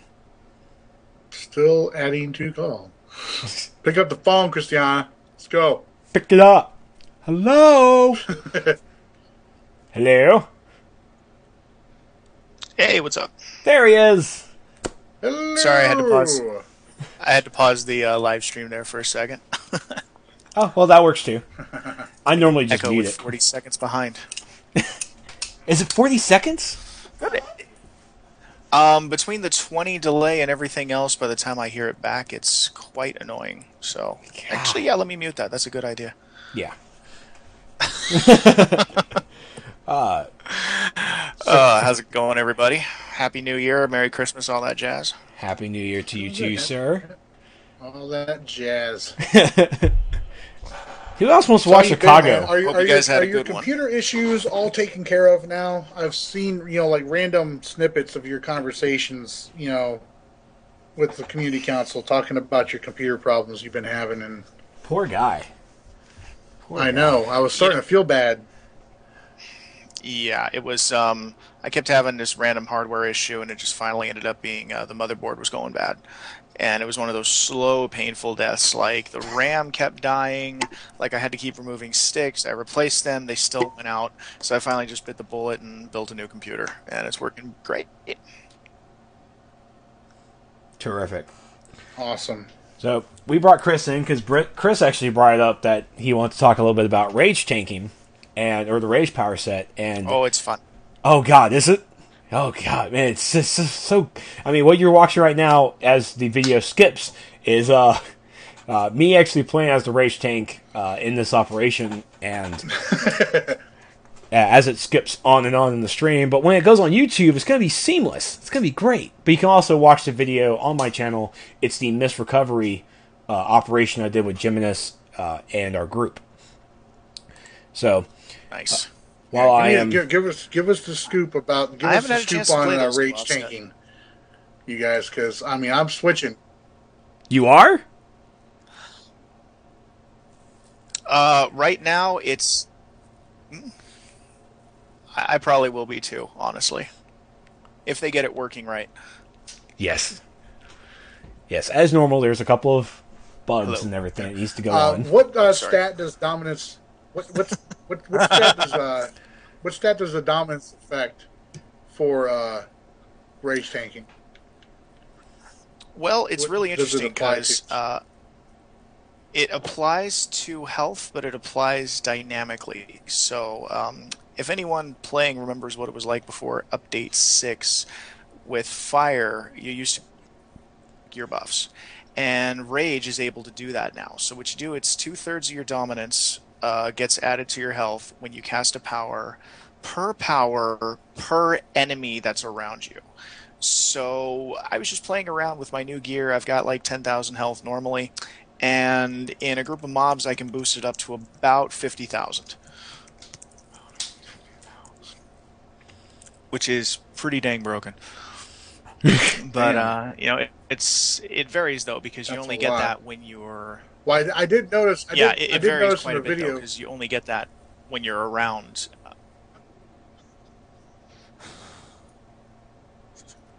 I did notice in a video the PVE trinket for tanks that you can purchase from the vendor adds like 1,000 health or something like that when you activate it, which is like Yeah, the twice as trinkets much are almost. awesome. It's like twice as much as the one that we have in the game currently. I was like, oh my god. Yeah, those trinkets are Like insane. it's like They, 2,000 or something I think like it's that. 1,400, a little over 1,400. Yeah, it sounds about right. A little over, it's a little over 14. I have the trinket. Let me take a look at. Oh yeah, it's 2,027 health. Wow. That's a lot. Yeah, it's really nice. It's I think that I mean, if anyone's been following the thread on the testing forums, I don't think it's really fair to say what Rage is capable of, because on paper it's a very powerful set for tanking. The problem is that the mechanics aren't working correctly right now, and I'm sure Michael Grid has made a request. If you get on test, I can show you how I can kill myself against a sparring target with one of the bugs. Yes. Yeah, I was rolling with that. With the rage tanking, what I've really liked about it, and it took me a while to even understand how they worded it, because with the tank roll passive that we have as rage tank, we get 0.6 health per dominance per mob or per enemy around you. So if you have 4 enemies, you're going to get that times 4. Well, they did change it. It was an error in the code. It's actually 2/3, so it's like 0.66 repeating. But Okay, that must have been what they fixed just now. It does just make a now. difference when you stack 3 or 4 buffs at once. Because I was looking at... Yeah, it was... Well, I mean, I was posting it. It was a complete error on the part. Like, when Spord put it in there, he said they were going to go back and change the text. So the formula wasn't wrong, the description was. Okay. Okay, because... I mean, yeah, because... I've had a lot of fun with it so far. It's all going to be about that rage crash mechanic. Does it feel clunky? Like Celestial. Celestial to me, it felt clunky with the combos and everything. I can only speak from the rage, from the tanking aspect. I haven't really done much, except I've been trying to get the base numbers, so I can write a guide, and hopefully I'll be able to keep this one up to date, unlike the Celestial one. I haven't really noticed any clunkiness in it. The timing's pretty much the same as it is for the Celestial combos. So it says you got to do it immediately, but you really have about 3/4 of a second to activate it. You just got to get the timing right on it. Yeah, that rage crash hurts. Right. It hurts a lot. I have experienced it firsthand. It's also bugged right now. It's also bugged right now and doing a lot more damage than it should, depending on what your buff is. So the way it works is when you cast this buff, or any other power, and you get your health buff, when you activate Rage Crash or whatever that move is, it's either Anger or Punishment. Most tanks are probably going to be using Punishment. It will record whatever your max HP is buffed at that point. And so when you lose your buff, because the buffs stack, like I said, you don't just set it and forget it for 12 seconds. So if you've got like 4 active buffs going, and they're buffering you like, say, 1,000 health apiece, and you cast this rage mechanic, and if those buffs drop in the 8 seconds and you don't maintain them, there's going to be a 4,000 HP difference. Now, Rage Crash sees that as damage that you've taken, and it will reapply it to your character. So that's how I kill myself against the sparring target. Yes. Yeah. Yeah, you can also do it if you remove gear.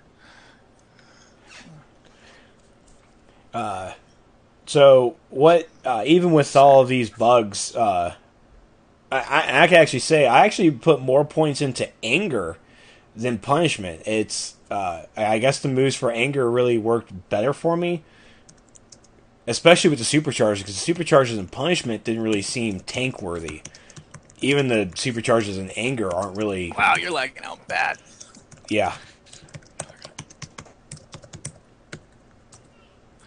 Yeah. The only supercharge that tanks are probably going to run in that is going to be Vindictive, because it's really a great power. It's the first one that we get that's a supercharge that does per second, Yep. and it acts just like Rage Crash. Yeah, everything coming in gets healed, but that mechanic's also broken at the moment. So they're going to fix that. But it's really a good panic button. Yeah, that's broken too at the moment. But yeah, it's going to be a really good panic button. But that's pretty much the only supercharge that is any use to tanking.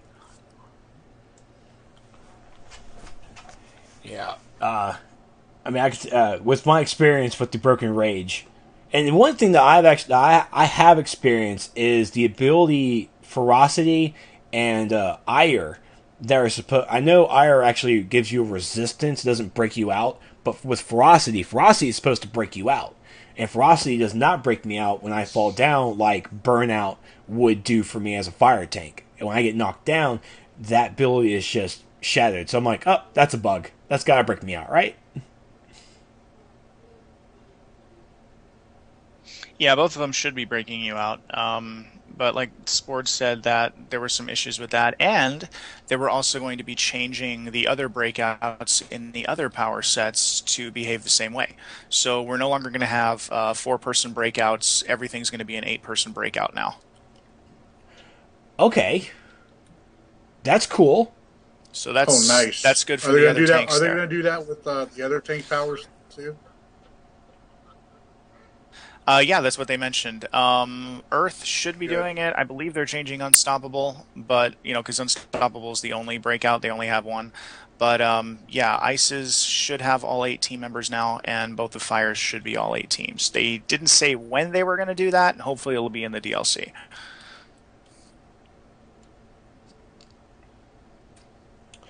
That's good, because I know a lot of the Ice guys were complaining about Winter Ward. I think it was Winter Ward not applying the immunity and the breakout for everybody in a group higher than 4. Yeah, I mean, good tanks. I mean, you can run them as a panic button, like if you get juggled and you need to do something right away. But most people run them for the whole team. Like if you pop an 8-man immunity in Nexus when one of the side bosses pulls everybody in, and you just pop that, and nobody dies. You keep the entire team safe. Damn. Right. Same way with the Paradox Tyrant. Whenever he does the laser beam stun on everybody, you hit pop that. That helps. That's break everybody out of that stun too. Then he rolls through the rest of the group because nobody rolled away, and so it's a fun power set. I mean, once they work the bugs out, it's going to be, if you play with a computer or a connection that has lag that you don't have split-second timing, you're probably not going to do too well with the power set. A lot of the complaints I've seen against it so far are saying that it's really weak. And it's not weak. They're trying to play it like Ice and Fire, because the developers came at it from, this is going to be the tank that's going to let you get up and get in somebody's face and fight back. And in reality, that's not the case. It's not how you're going to get the most out of it. You have to play it like a weaker version of Fire. Because if you don't have this, there's 2 powers that for 8 seconds should be healing all the damage you take back in, and then if you negate it at the end of it, you don't take that damage at all.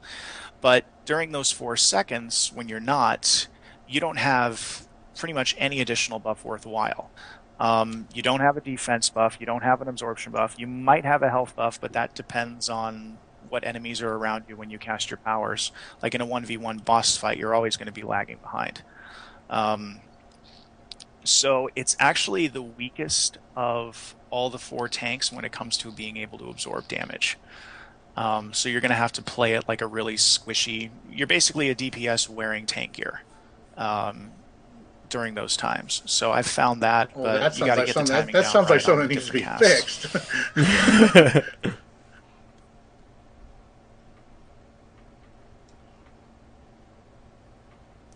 That sounds like something that needs to be fixed. Well, I mean, there's definitely some bugs in it, but it'll be fun. Yeah, I mean, it'll be fun. I mean, once they fix it, because the rage mode isn't healing for everything it's supposed to be healing, but it's recording all the damage it's supposed to do at the end of it. And if you're in Paradox and it decides to ignore like a hit for 4,000 when someone swipes at you, that just gets applied without being healed at all. So yeah.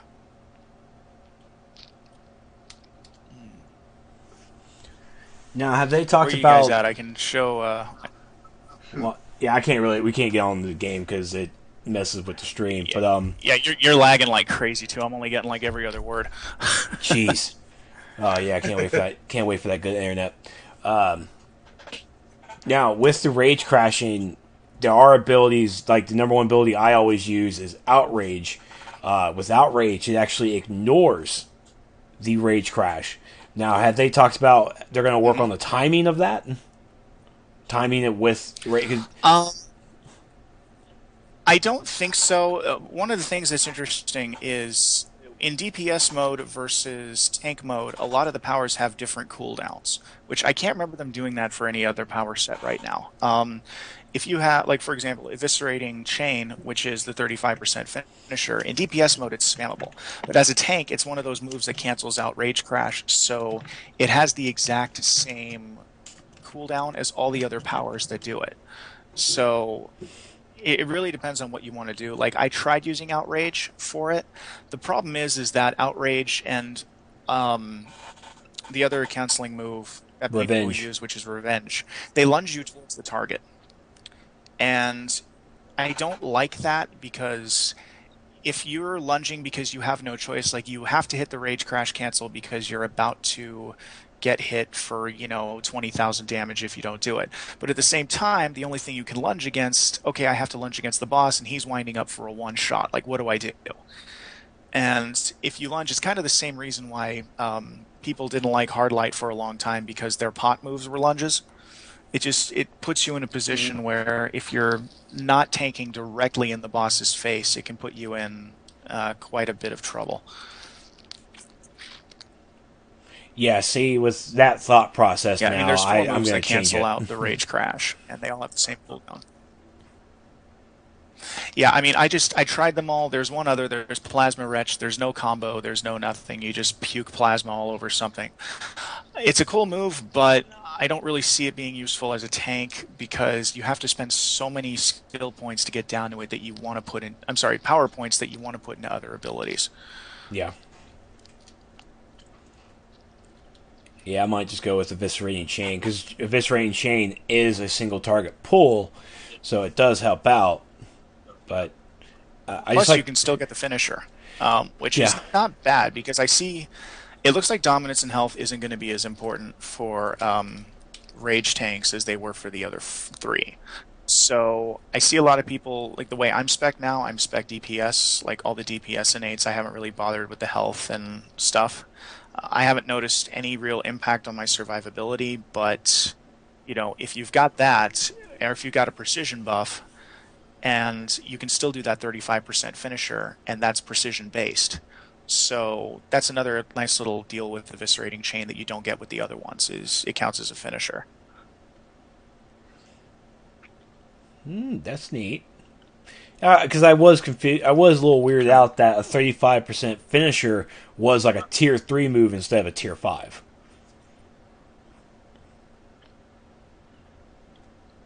Yeah, I don't know if the finisher happens on the combo hit or if it's in general, but I know in DPS mode it's completely spammable. You can clip it with itself and stack it. It's ridiculous. Wow. Yeah, I don't know if they're going to change the window on that or if they're going to leave that as it. Michael Grid asks, what are the difference between a Rage Crash for tank and a Rage Crash for DPS? Oh man, you need new internet. I didn't get any of that. Oh, yeah, trust me, I do. Michael Grid, he's asking what the difference between Rage Crash for tank and Rage Crash for DPS is. It's identical. What it does is any damage that you take gets instantly healed. There is a bug in the game code right now that's causing it to drop heals. There's a very short cooldown on it. I posted about that in the thread. There's no difference how the Rage Crash mechanic works. Any damage that you take gets applied at the end of it unless you do a canceling move or you have something that mitigates it by 50%. Now the difference in the two powers that activate Rage, Severe Punishment is useful for tanks because you get a 10% health buff and you get a crit resistant buff, which is good. And then the other one, basically it should double your damage from rage combos, which is, I can't remember, Relentless Anger I think is the name of it. Yes. So that one's going to be the one people want to use for DPSing. Yes, so you still have this whole thing, but what I've seen some people do with just insane amounts of damage with this comboing is they've had this mechanic plus the other 4 moves that cancel out Rage Crash.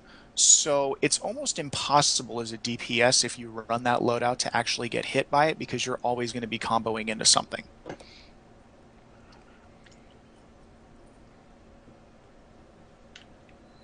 Right. I'm just hoping it doesn't feel as clunky as Celestial did. Well, you don't need to rely especially for on PvP. the combos. For PvP, it felt so clunky. Yeah, for Celestial, at least for PvP is going to be really interesting. Really clunky to me.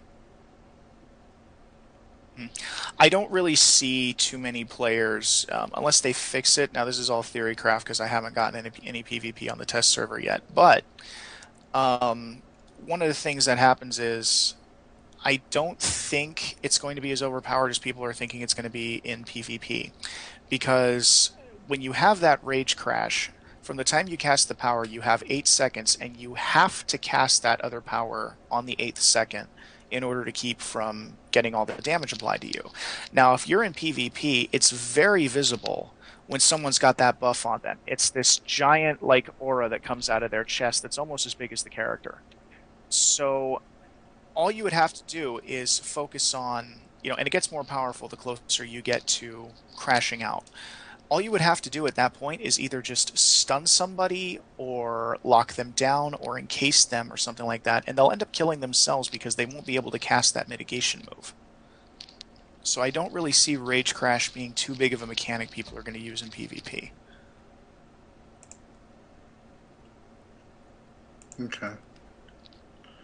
Okay, but are any of the mitigation or rage cancel or the crash cancel moves, are any of those like the immunity powers, the ones that break you out? No, they're all attacks. See, because it sounds there are a couple. They're all attacks. They're all attacks. There are a few moves that are fire and forget that just mitigate the damage. Not Plasma Wretch, but the one where you do the AoE dot. It reduces it by 50%, Rage Crash, if you're standing in the middle of it. There's a power, I think it's called Vengeance, that it's like Inflame or Bitter Winds. It lasts for 12 seconds, and if that's active, Bloodlust, which is a really, really good buff for the group. It's like a 45% precision buff for the group. That one, if you've got that active at the same time, it'll half the damage. So you could definitely have a bunch of different options, it looks like, at the moment. It's just going to take a while for people to figure out what it is. And of course, for every person that's trying to figure it out, like, me and Trex and Alpha and a few others, you got like a dozen going, I'm not going to switch from ice. This power set's crap.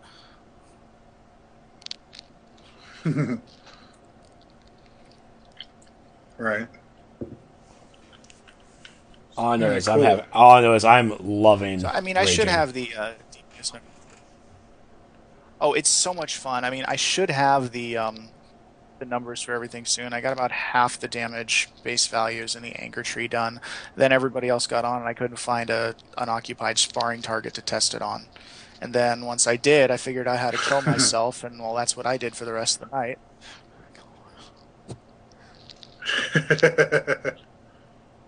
Oh, it's a shame you can't get in game. I want to show you how to do that.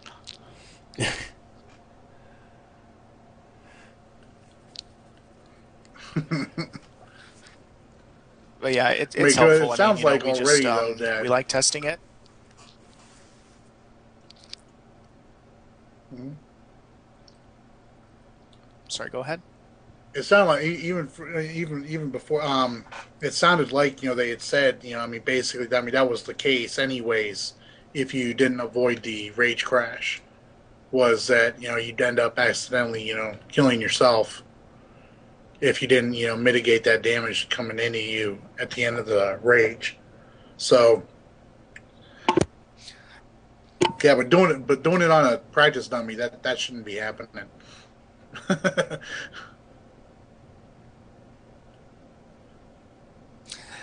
Yeah, I mean, Sports said they should have a new update out on test tomorrow, so it should hopefully fix some of the issues with that. Because the biggest thing for me was getting the rage crash. Like, I was getting hit for rage crash for thousands while I was fighting Paradox Reapers testing it out, and Dox Reapers don't do thousands of damage.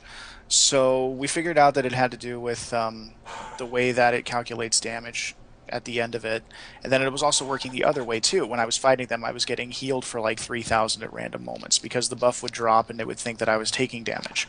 So it's a little wonky right now, but I think it's going to be a really solid power set for both tanking and DPS once they work the bugs out. So yeah, if you're on test everything. Don't just pop in the highest gear and go try the new content, then complain it's too easy. But they really appreciate feedback because it's the only way that they find these bugs. Until a bug goes on live, and then everybody stays hush-hush about it for like 2 months until someone breaks the code of silence and then gets ostracized by the community.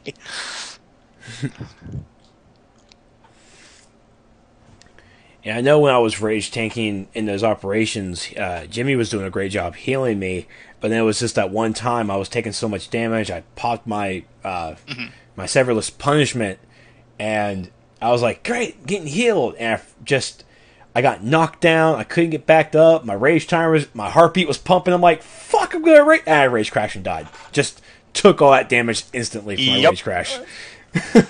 Now, of course, we're testing it. I'm laughing. We're all having a good time. I'm like, holy crap, that was awesome.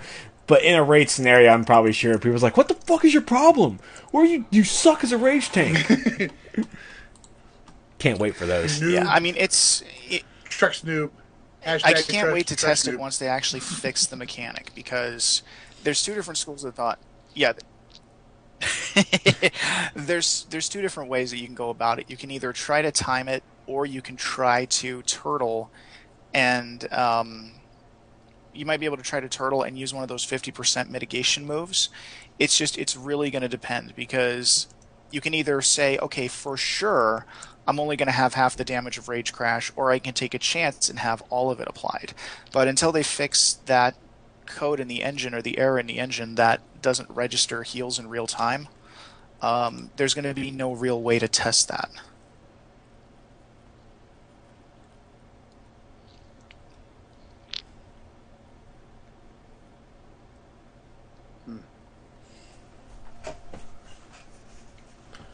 So it sounds like it's probably going to be on test for a while then. With all these different mechanics and everything they got to figure out. And I think Celestial was on test for what, 3 weeks, a month?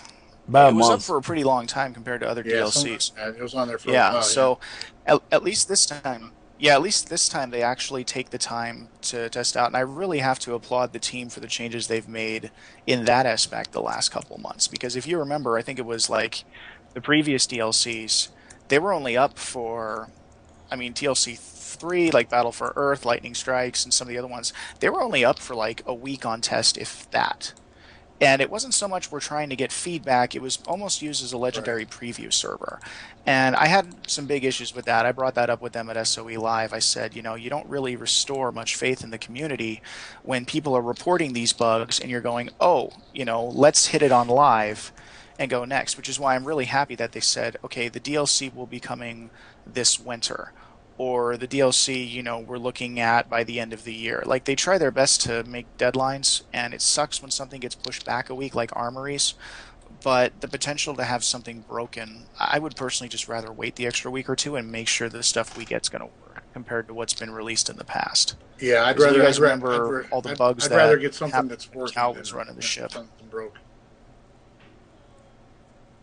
Yeah. Oh yeah, I mean when Cal was running the ship, new DLC every 3 months. Yeah, new DLC every 3 months, and new update once a month, and then update 1 was like 3 weeks late, and then everything was broken in it when it came out. It was because I actually I had a friend who no longer works there, but I had a friend that worked on QA at the time. And what he had told me was, he said, yeah, quality assurance testing, they had a huge list of this stuff, and his whole attitude was, I don't care, I'm being made a laughing stock because we did all this press release and everything else, and all these websites and bloggers are making fun of me for missing my first update, so put it out anyway, and we'll put out a hotfix in like 3 days. It's more important that we get the content out as opposed to the content working. And they hated him for it. God, I'm so glad he's gone. Yeah. Well, it was really funny too, because I don't know if you remember. I think it was SOE Live last year. I asked, I think it was Sport. I said, "So what's the biggest improvement you guys have made as a dev team?" And they said, "People actually make comments in their code now." Like, it wasn't about the new powers they added. It wasn't about the new DLC. They thought their biggest accomplishment was that people actually had comments in the code. I call that a big improvement. Oh my god, if anyone's ever done coding and you have to try to sit down and work through someone else's thought process, that's why they've been doing so much in the back end, and that's another reason too why the new UI got pushed back, because if you remember, that was supposed to be one of the things that happened at the PS4 launch. And there's a couple glitches on the test server where certain menus, you can see some of the new icons and stuff, but they just said that it wasn't working the way they wanted it to when it launched, so they were going to hold off on until they were able to get it the way they wanted. Yeah. I think everybody, can agree on that, though. It's like, as much as, I've been dying, praying for these armories ever since they announced them. I'd rather have them working right than not have them at all. So it's like, yeah, because everyone on it is frustrating. It's very frustrating, but at the same time, I'd rather have something working than have another update 3. Yeah, the armories were going to be great, and I like the fact that for anyone who doesn't know, the armories are not going to be able to be used as free respec machines. You're going to have to grind out your alts to a certain level to use them. I believe the last I checked on test here, you needed 102 skill points allocated. You needed 13 power points spent, not total, but spent, in order to actually save a spec. Right. And we don't know when it's coming, but they've also said that they're going to allow this feat point sharing thing. And they haven't made any more word of that. They just said it's on the horizon. So we don't know when, but that should be really easy to get stuff up. So if you're like me and you play a couple different alts, try to space out some of the different feats that you think you might be getting, like the iconic armors and stuff like that. And then hopefully when they drop that feature, you'll be able to get your alts up like quite a fair amount of SP like in one day. Yeah, I don't know if I'm going to do the style feats. Definitely doing the challenge and the duos and the alert feats though. The 250, the 500 challenge feats. Definitely doing those. There's no way I'm grinding out that many challenges and duos and alerts on another tune again. Yeah, no kidding. So, yeah, they said the super grindy ones will probably be the same. There's a good possibility, though, that stuff that's raid specific, like speed feats or other accomplishments inside a raid, are probably not going to be shared. So, sorry everybody, I don't think you'll be able to get Epic Odyssey on one tune and then share it with everybody else. I am okay with that. Well, I think they said that they're going to be CR related, right? Yeah, so basically you have to be at the CR in order to get that. Yeah. Mm-hmm. Yeah, so I mean, if you have a feat, yeah, because otherwise you'd end up with a bunch of level 3 twinks with 100 skill points hanging outside Little Bohemia with their dual flags on. Yeah. Which, granted, I love doing that, but I have a tune that I have just for that. It's got like 30 something skill points, and she's level 8.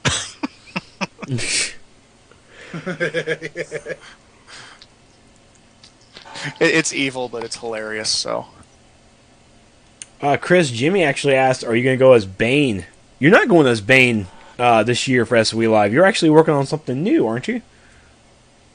Oh yes, I went as Bane last year. I might bring Bane just as a second costume. It just depends how much room I got in my car. But yes, I'm working on a new project, which is probably going to take all the time from now to SOE Live. I actually just bought some more stuff for it earlier today, actually. We know what it is. He'll tell you when he's ready. But I've after the discussions we've been seeing, I cannot wait to see this bad boy. Just looks like a real project. Oh yeah. I might have to get it shipped to. I don't think it's going to fit in my car when I get it done, but it will be an amazing costume. And yeah, I'm not going to spoil it for everybody, but you'll see it. You'll see it there, and I'm sure you'll see the pictures. So. I'm gonna have fun. I might bring Bane. I don't know. So also in game update, or in DLC 9, besides the Rage Power, which is going to be really really fun. Can't wait for Trexlight to show up. They brought out 2 4-man operations and 1 8-man operation. Have you ran any of the operations yet? Unfortunately, I have not. I haven't been able to get online with the people that I wanted to. I usually do testing with Odyssey, and they had a full run last night when I logged in when they did their live stream. So I have not had a chance to do that yet, and I will, but I want to get rage tanking down in the raids that I know, because then I can focus on the mechanics and I don't have to try to learn 2 things at once. Right. I was thinking the same. Have you guys had a chance to try out the new Legends characters? I have not. That was one thing I was going to try and knock out this weekend. If you get a chance, have fun, because Atrocitus, you're going to laugh the second you select him from the screen, and you'll see why. Atrocitus is pretty good. He hits like a truck, but he can't clip any of his powers. He uses Brawling. He can't clip any of his powers, and then he's got the lowest health of all the Legends characters except for Cersei. He only has like 5,200 health. He's pretty good. Saint Walker, on the other hand, is ridiculous. He's martial arts. All his moves clip. He has a 35% finisher. He has a self-heal supercharge. He has a usable wall-controlled shield, which is the only other character that has that is Steel. So he's pretty damn beefy. The good news is, though, is that if he is that, he's not going to be marketplace only. So I was playing around with him last night, and people just were not able to touch me with him, and I'd only been playing with him for like 5 minutes. So expect to see some pretty big changes on him too, because as it stands right now, he's pretty overpowered.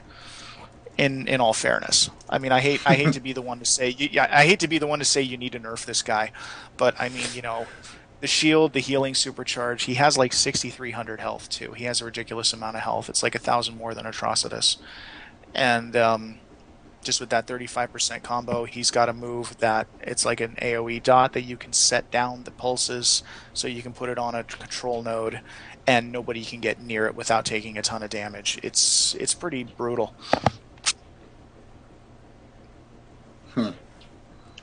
Well, for anybody out there who's interested in seeing what Atrocitus and Saint Walker can do in Legends, Jemmy's in the chat. Make sure you guys go over and check out her YouTube channel. She's already done a breakdown on the powers and everything that each of those new Legends characters does. So, yep, there's the link from Trexlight for everybody right there. DCUO Crisis Core is the channel name.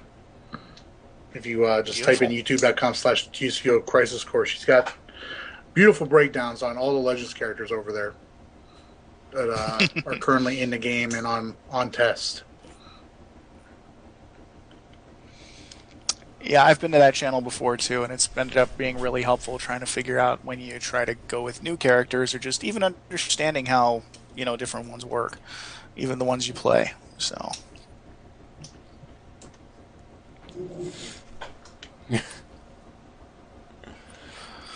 But I've ran the one hero operation and then one villain operation, and so far they have both been really fun. I have to say the hero one was a little bit challenging, but that was because we were fighting like 3 bosses at once, and at the same time, if you watch the video, there is a lot of squealing from me because of the fact that I'm seeing like Green Lantern Booster Gold flipping out. I'm just, oh god, I'm seeing Hank Henshaw. I'm fighting Hank Henshaw. I'm fighting beside Hank Henshaw. It's like, so much Lantern knowledge in front of me. I'm still geeking out about it. Can't wait to hop back in and just start playing it more. Nice. It's nice. Speaking of the operations, I mean, I know Trex, you've dabbled into some of the 4-man, and I know you haven't run any yet, Kristyana. But I know you're talking about Odysseys and their live stream and everything like that. And I'm going off of what I heard. I heard there was they were having some issues though with a couple having ads and getting close to Sinestro during a boss fight and like one-shotting everybody and everything. Do you think the 2 tank teams about ready to make a comeback to DCUO? Honestly, not with this level of content, and I can tell you why. Because it sounds like they pretty much already had everything ready to go with War of the Light before SOE Live. And if you remember at SOE Live, that was one of the things myself and Soar especially really got on them about, was trying to figure out a way to make 2 tanks useful. So it sounds like they threw in that 2 tank, the single target taunt, they threw that in there just to throw us a bone. But I don't think at that point they were at where they could design the content to allow 2 tanks, because it had pretty much already mostly been done at that point. I mean, that's just my personal opinion. But I'm hoping that going forward from this point with new content, maybe we might not even see it till DLC 10, but hopefully we'll see some raid encounters that will focus more on mechanics like the old classic raids did, as opposed to just burn everything down as fast as possible.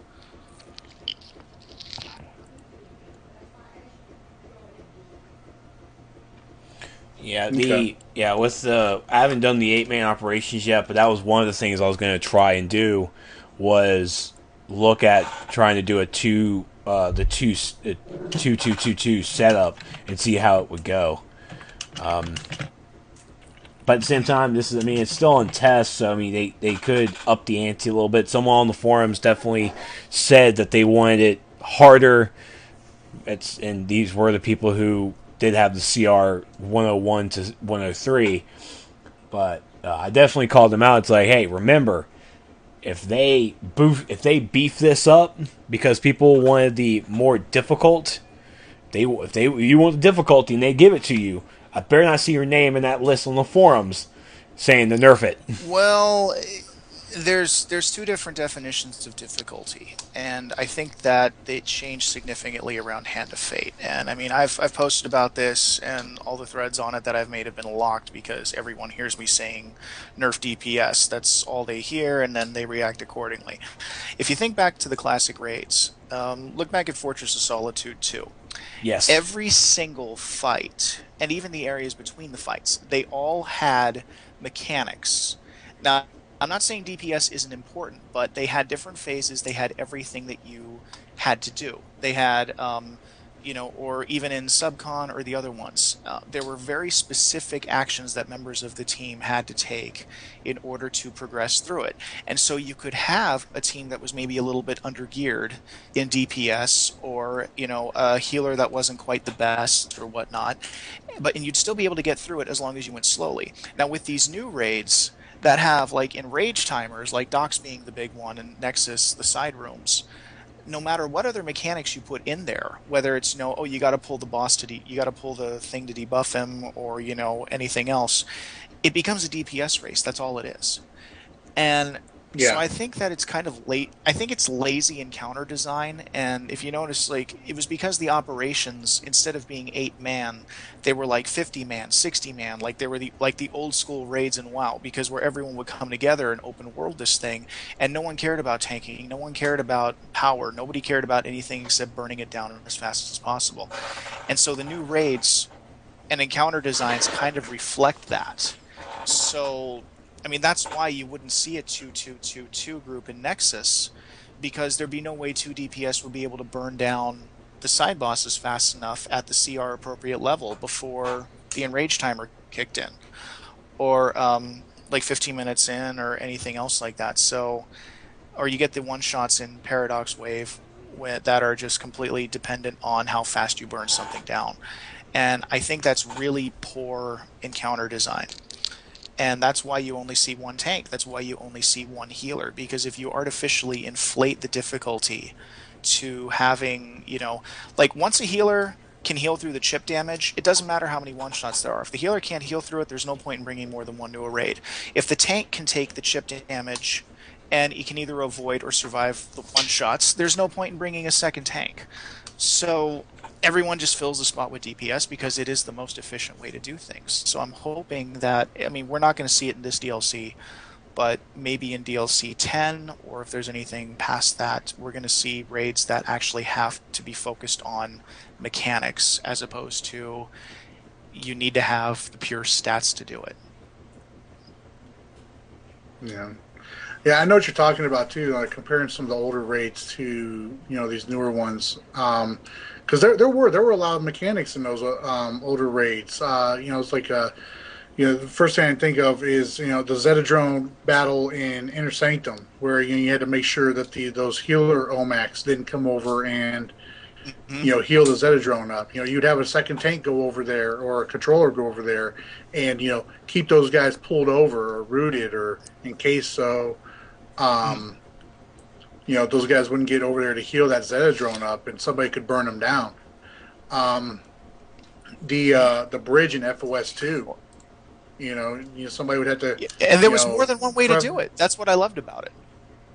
Yeah, but there was ways that you had to you could pull all the ads off the bridge. Have the tank pull all the ads off the bridge or whatnot, and have a DPS. Preferably, it would have been a tank, though, I'm sure, because they would have the more survivability to get up there with that crystal and stuff. But there was a lot more, and I agree with you too. The whole rage timer thing. That's just and I don't know if they did that if to kind of cater to the way or the mood that everybody started to get into with their play styles and all that, because DPS are a dime a dozen in this game right now, and it's really difficult to find tanks that really know how to do their job, and controllers that are know how to do their jobs, and healers are always needed for everything. So you can always find chances that you find a decent healer is pretty good, but the skill pool for tanks and controllers has gotten very thin, and that's because everybody would just rather DPS. I mean, everybody. I hate to say it like this, but I mean, everybody's gotten kind of lazy It's when not it comes just to getting because their it's not just gear. because it's not just because everyone would rather DPS. It's because that has become the most efficient way to beat the current content that we have. I'm not talking about just being overpowered and going into Kandak and blowing away everything, or going into Outer or Fortress 1 or something. But you know what I mean? You're at the CR appropriate level. You're not drastically overgearing the content, because that when you drastically overgear the content, that should be the only time when bringing in like 3 or 4 S is better than a balanced group. And that's the way it used to be in the old raids. Yeah. Yeah, I remember the days of just for an example, 2-2, a mechanic. 2-2. I mean, just for an example, now that they've got the single target taunt, I mean, and a mechanic that I would really like to see is they used it on the Elite Servitors in the original Batcave raids, where if the two of them were near each other, they got shielded, or have something like that, where if they're near each other, they don't take that much damage, or if they're near each other, they get buffed to a ridiculous level. So you have to bring in 2 tanks, or you have to position, or you have to have like 2 tanks taunt and move them into different areas of a map so they're vulnerable to something. I don't know. I mean, there's plenty of ideas that you can use that get used in other games. It's frustrating to see that. I'm hoping that in the future we'll see more of that stuff, because now the mechanics actually allow it. Right. So what we talked about on the show here when they were first introduced that single taunt power for tanks. I was talking about maybe we're eventually going to see like a boss fight where there's 2 bosses, and if, like you said, if they're too close to each other, they either one shot the group, or they take absolutely no damage because they've got shields up and everything. So a tank needs to pull one of them over to a certain distance away from the other boss, while the rest of the group is burns one down and everything. So I mean that's why I asked about that fight that I've heard about with Sinestro, and him once all the additional ads go over there, get close to Sinestro, the tank got one shot. I was wondering if they had done that with this content. That could work. And everything, but hearing how easy this content is, for some reason, I mean, people you just got to burn keep in mind through that people that say it's easier than obviously with the going max with 103. CR and mods and everything, but yeah, I do have to take that into consideration. Yeah, so I think there was a split in the right direction.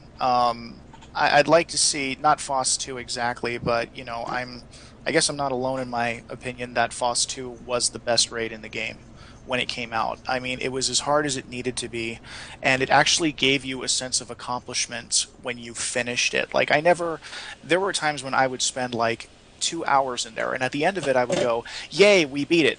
And then you spend like 2 hours in Paradox, and when you finish you're like, shit, finally. You know what I mean? The whole attitude is different. Yeah. I want to see some raid content or any PvE content, honestly, that doesn't punish you for being flight. I want to see some content put in this game that doesn't punish you for being flight. Yeah. Well, I mean, it depends too, because a lot of the things we get punished are is because people found exploits and abused them mercilessly. Like, we wouldn't have the problem. You wouldn't be able to double jump in. You'd still be able to double jump in the final fight in Nexus if people didn't hide in the rafters. You know what I mean? Yeah, well, you don't add a mechanic to the game where you're constantly getting grounded or knocked out of your movement mode, because that's punishing the flight guys more than it is anybody else. Lower the ceilings. Oh yeah. Don't put structures up, and really high up to where people can, get up into them and hide in them. I mean, well, that's me on that. Well, if you remember,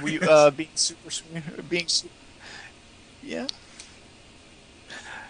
I'm sure some of us remember being super speed or acrobats in the Batcave raids, where you would like suddenly, hey, I would jump up and yes, I wanted to grab onto the ceiling and start clawing my way in the other direction.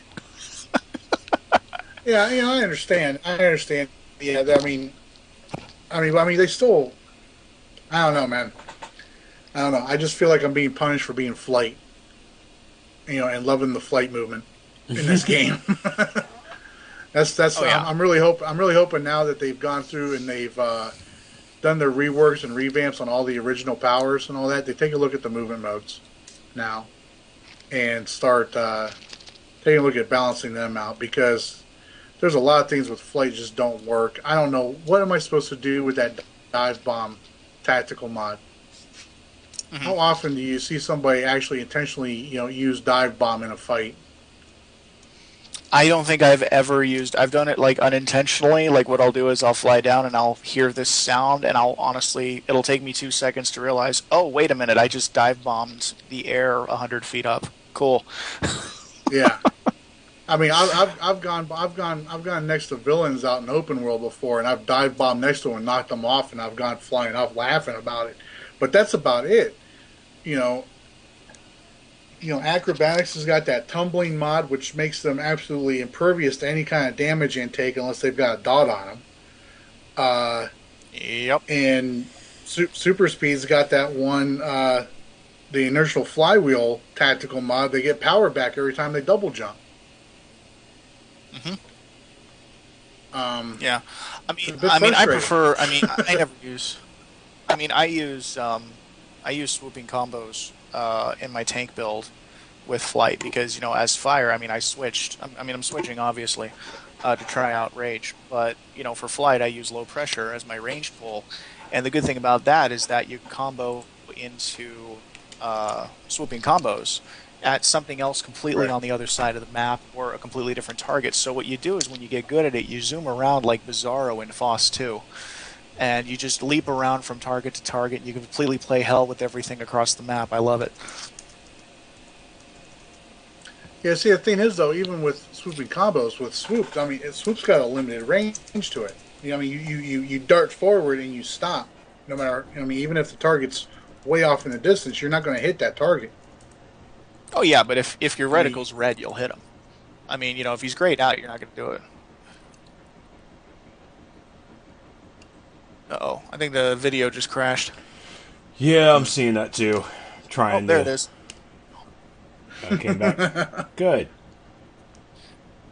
Got you torn up in the background there, buddy? Oh, God, no.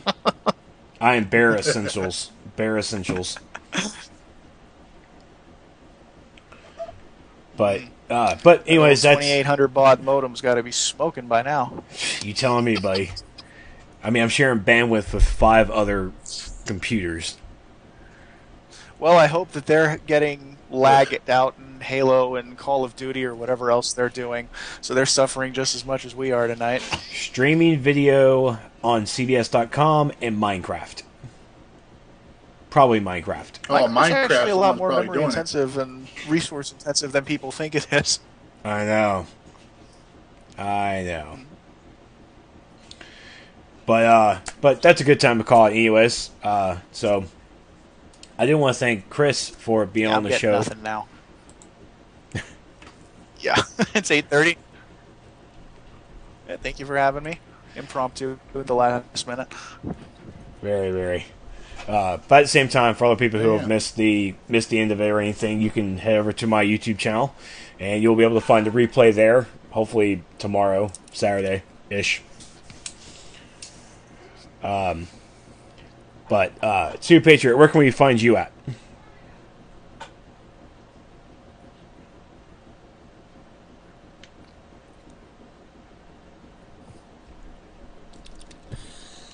I can't hear a thing. I can't hear Soups either.